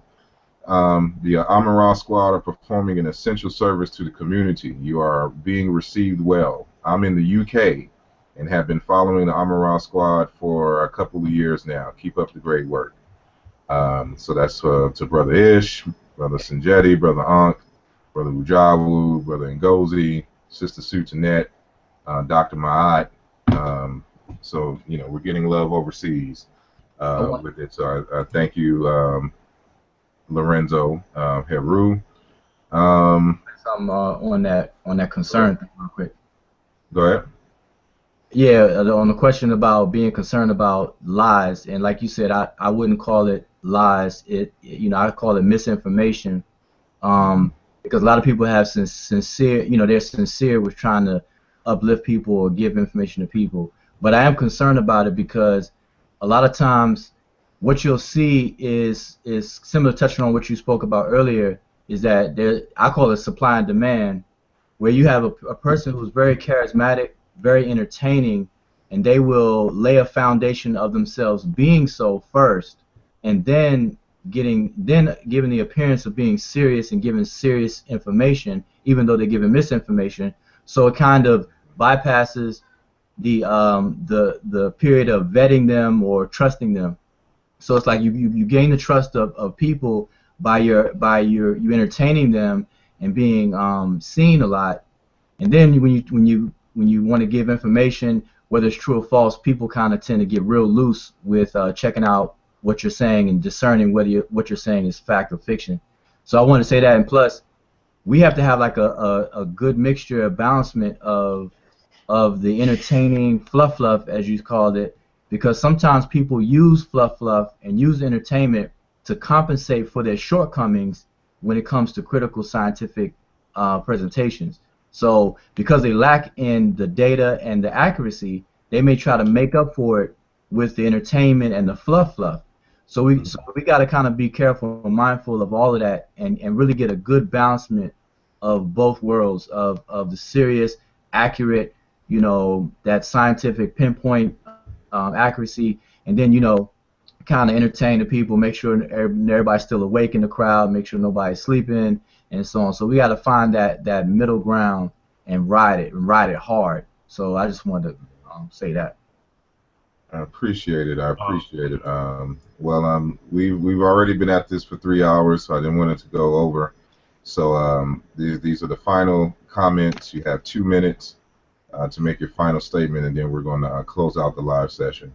So I'm going to start on my left. I don't know how it's arranged on y'all's, but Brother Ankh, then Sanjeti, then Ishmael Bey. I know you came in super late, but glad you're here.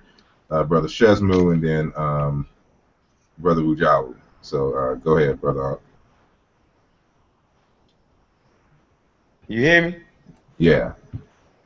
You can hear me? Yeah, we can hear you. No, it's on purpose to keep their organizations running. It's a real attempt to dishonor our ancestors, because that's exactly what they do.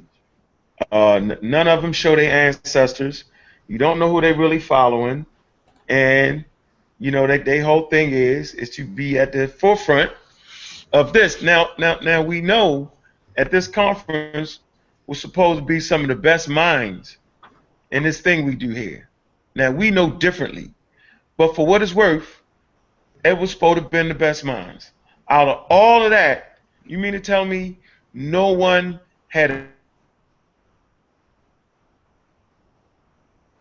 And he's gone. Well, appreciate Brother Ankh. So Brother Sanjeti. Peace. Hey. I just want to say, excellent presentation. Great discussion. I want to start my 2 minutes with the quote from Kemetic literature. This is from Ptah Hotep. Instruction number 19, starting with line 312. It says this: a man is stable if he applies the rule correctly and follows his path according to the right way. Okay, now the word for rule here is ma'at, okay, in the sense of law, rule, okay, again, straight line, because we understand what a ruler is.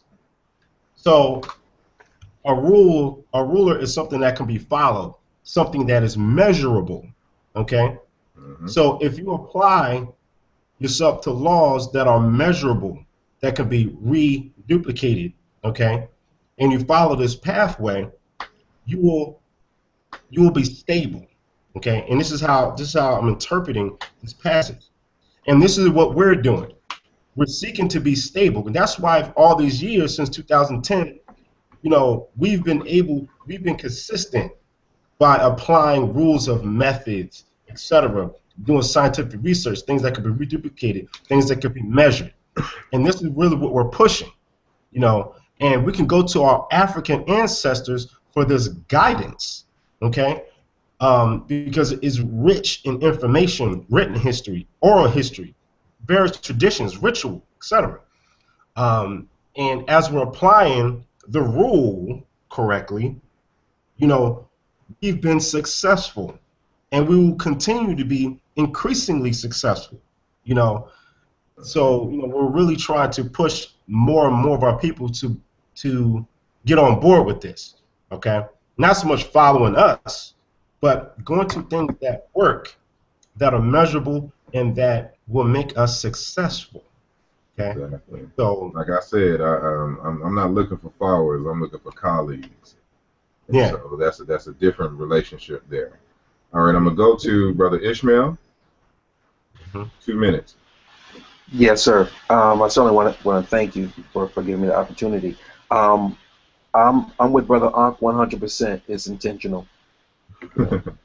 I see individuals that make agreements, and no sooner than the microphone gets turned on at the venue, they go against what they gave their word on. of conduct.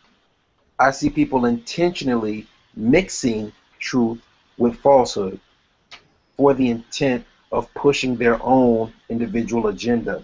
Even after the information has been proven as false, they still stick to the script for a particular reason. So I definitely see intent on what goes on into keeping things in momentum in a negative way. So I say that as a team and as a squad, we cover so much ground of even sometimes just watching each other's back from a distance that it's a protection and it's a check and balance on a spiritual level. So I would just say that, I see it as intentional. I think that Brother Asar, you and Brother Unk, I think I represented the squad excellent. I salute you, I commend you, and I learn from you each and every time. So I would just want to thank y'all for that. Appreciate it. Brother Shesmu, 2 minutes. All right, all right. I would just ditto what Brother Sanjetti spoke upon about the rule or the law. I just say y'all continue to stand on your square, continue to build the master boss on top of one another until you reach that perfect point. The only thing I say beware of, I'm watching, this particular new day of black consciousness. And I don't want, because we got individuals out there, I'm not going to call any names. I don't want the situation to end up being culture hustlers.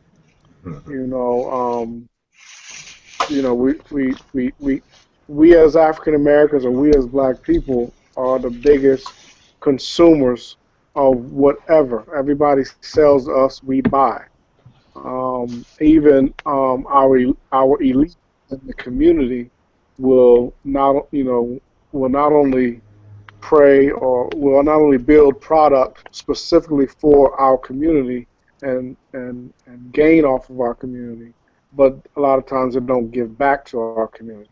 I know giving the information is giving back to a certain degree, and I know we all know that it's not all about our history and our culture. And holding on to our culture is important, but it's not just about learning that we were kings and we were queens or we were in the Sibidis, Hamet,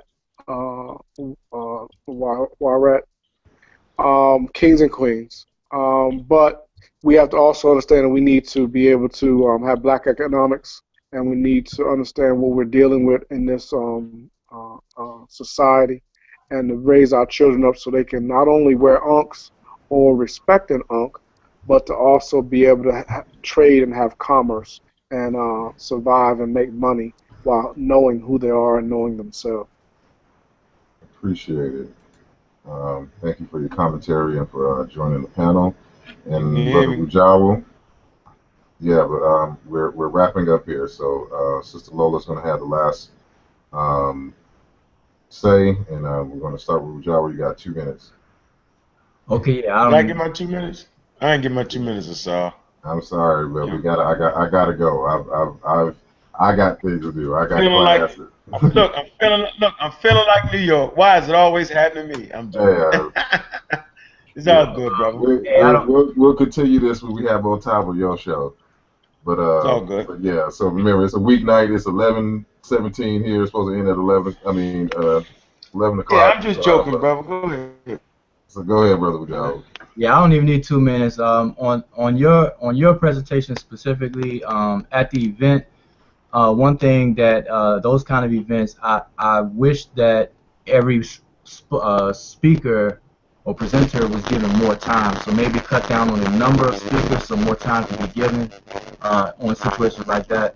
But as far as your presentation overall and what you presented tonight and seeing it in its entirety, I think it is excellent. It's something that the community needs. And like I said before, I think that it's like kind of out of due time because people may not get it when it's first presented. But watch, about 2 months from now, people review it and go over. They're gonna have the epiphanies and say, "Oh, okay, that's what he was talking about." Okay, So I think it's gonna be a delayed reaction. Like it's almost like you shot it at a trajectory and it hasn't landed yet. So I think that's what's gonna happen. And overall, I like the feel of. Hold on. I'm getting that large robotic static. Is anybody else hearing that from him? Yeah, well, John will turn it into an android. Anyway, that's all. I'm done.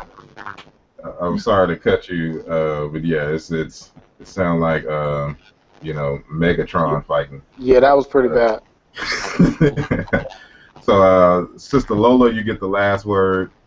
We're just giving our commentary of whatever. You get the last word. Let on get his 30 seconds too. Yeah, I think I'll give him at least one of my minutes. No, sis. Go for it. I'm good. Trust me. Okay. Appreciate that. Well, I want to say one criticism I do have just in general, and it's not just to the forum, but when slideshows are given, personally, I would like to see all of the slides. When I see slides being skipped, I'm a little puzzled by that, and it throws me off. But I would say that I don't know exactly how you perceive it, Asar, and you too, Unc, in terms of giving lectures and presentations in forums like that. But I would just commend you on what you are doing and what you are creating in the community, and I would urge you to continue to do that to pretty much be the standard and continue to raise that standard in the midst of things, and just continue to be a blessing to the community. I really appreciate what you guys do. Thanks a lot, sis. Appreciate you. Yeah, they hit that clock. They be calling that clock time. I'm telling so really, you. Yeah, it's hectic. I made sure Saul got finished his. I wanted to make sure that Saul got through his whole presentation. So when they was trying to cut him, I say, no, let him go. It's all good. Let him finish that, because I felt like we finally needed a real class act up there. I mean, Jonathan Smash Rock, he's a class act, right? But Dan Polite took all the damn time from him, and then Smash, being nice to me, gave me a couple minutes. So we've always been rushed on that stage, right? But this time I wanted to make sure that one of us got the complete presentation, like, you know what I'm saying? And I felt like that was important because we sacrificed for each other. And it was definitely Saul's time to show the world the way. We're not all dancing and beguiling type of people here.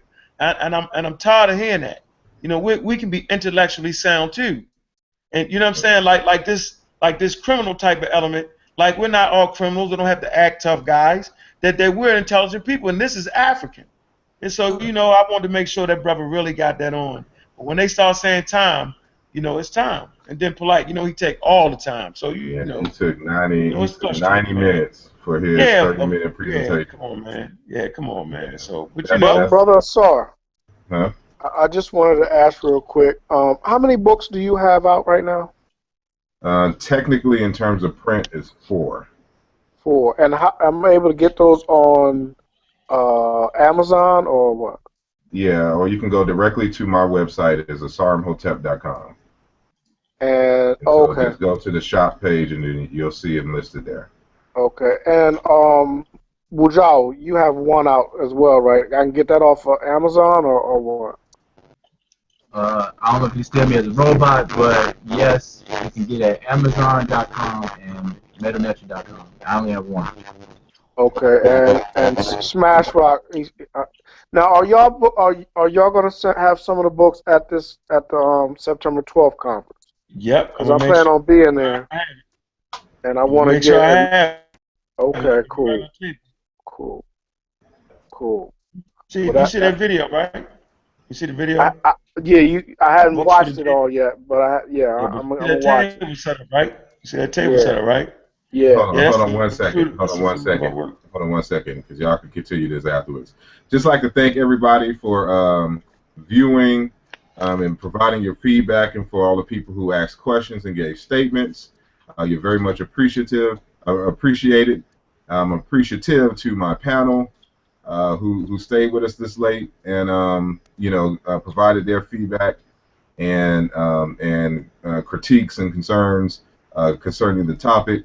And so, you know, until we meet next time, you know, this is something we do on a regular basis. But again, as I said in the beginning, you'll find less of these from me. Again, I'm back in school, and I picked up a job to help pay for the school. So my time is very, very limited. But I will be, you'll see me pop in and out of, you know, some of these hangouts every now and then when I just don't feel like doing any work. But I appreciate everyone again. Thank y'all. We're going to continue the conversation, continuing in your homes, continuing at the barbershops, on your way to work. And everyone stay blessed. So, Hotep, we're going to end the live session. Peace and thank you all. Dua. Hateful. Peace. Hatep.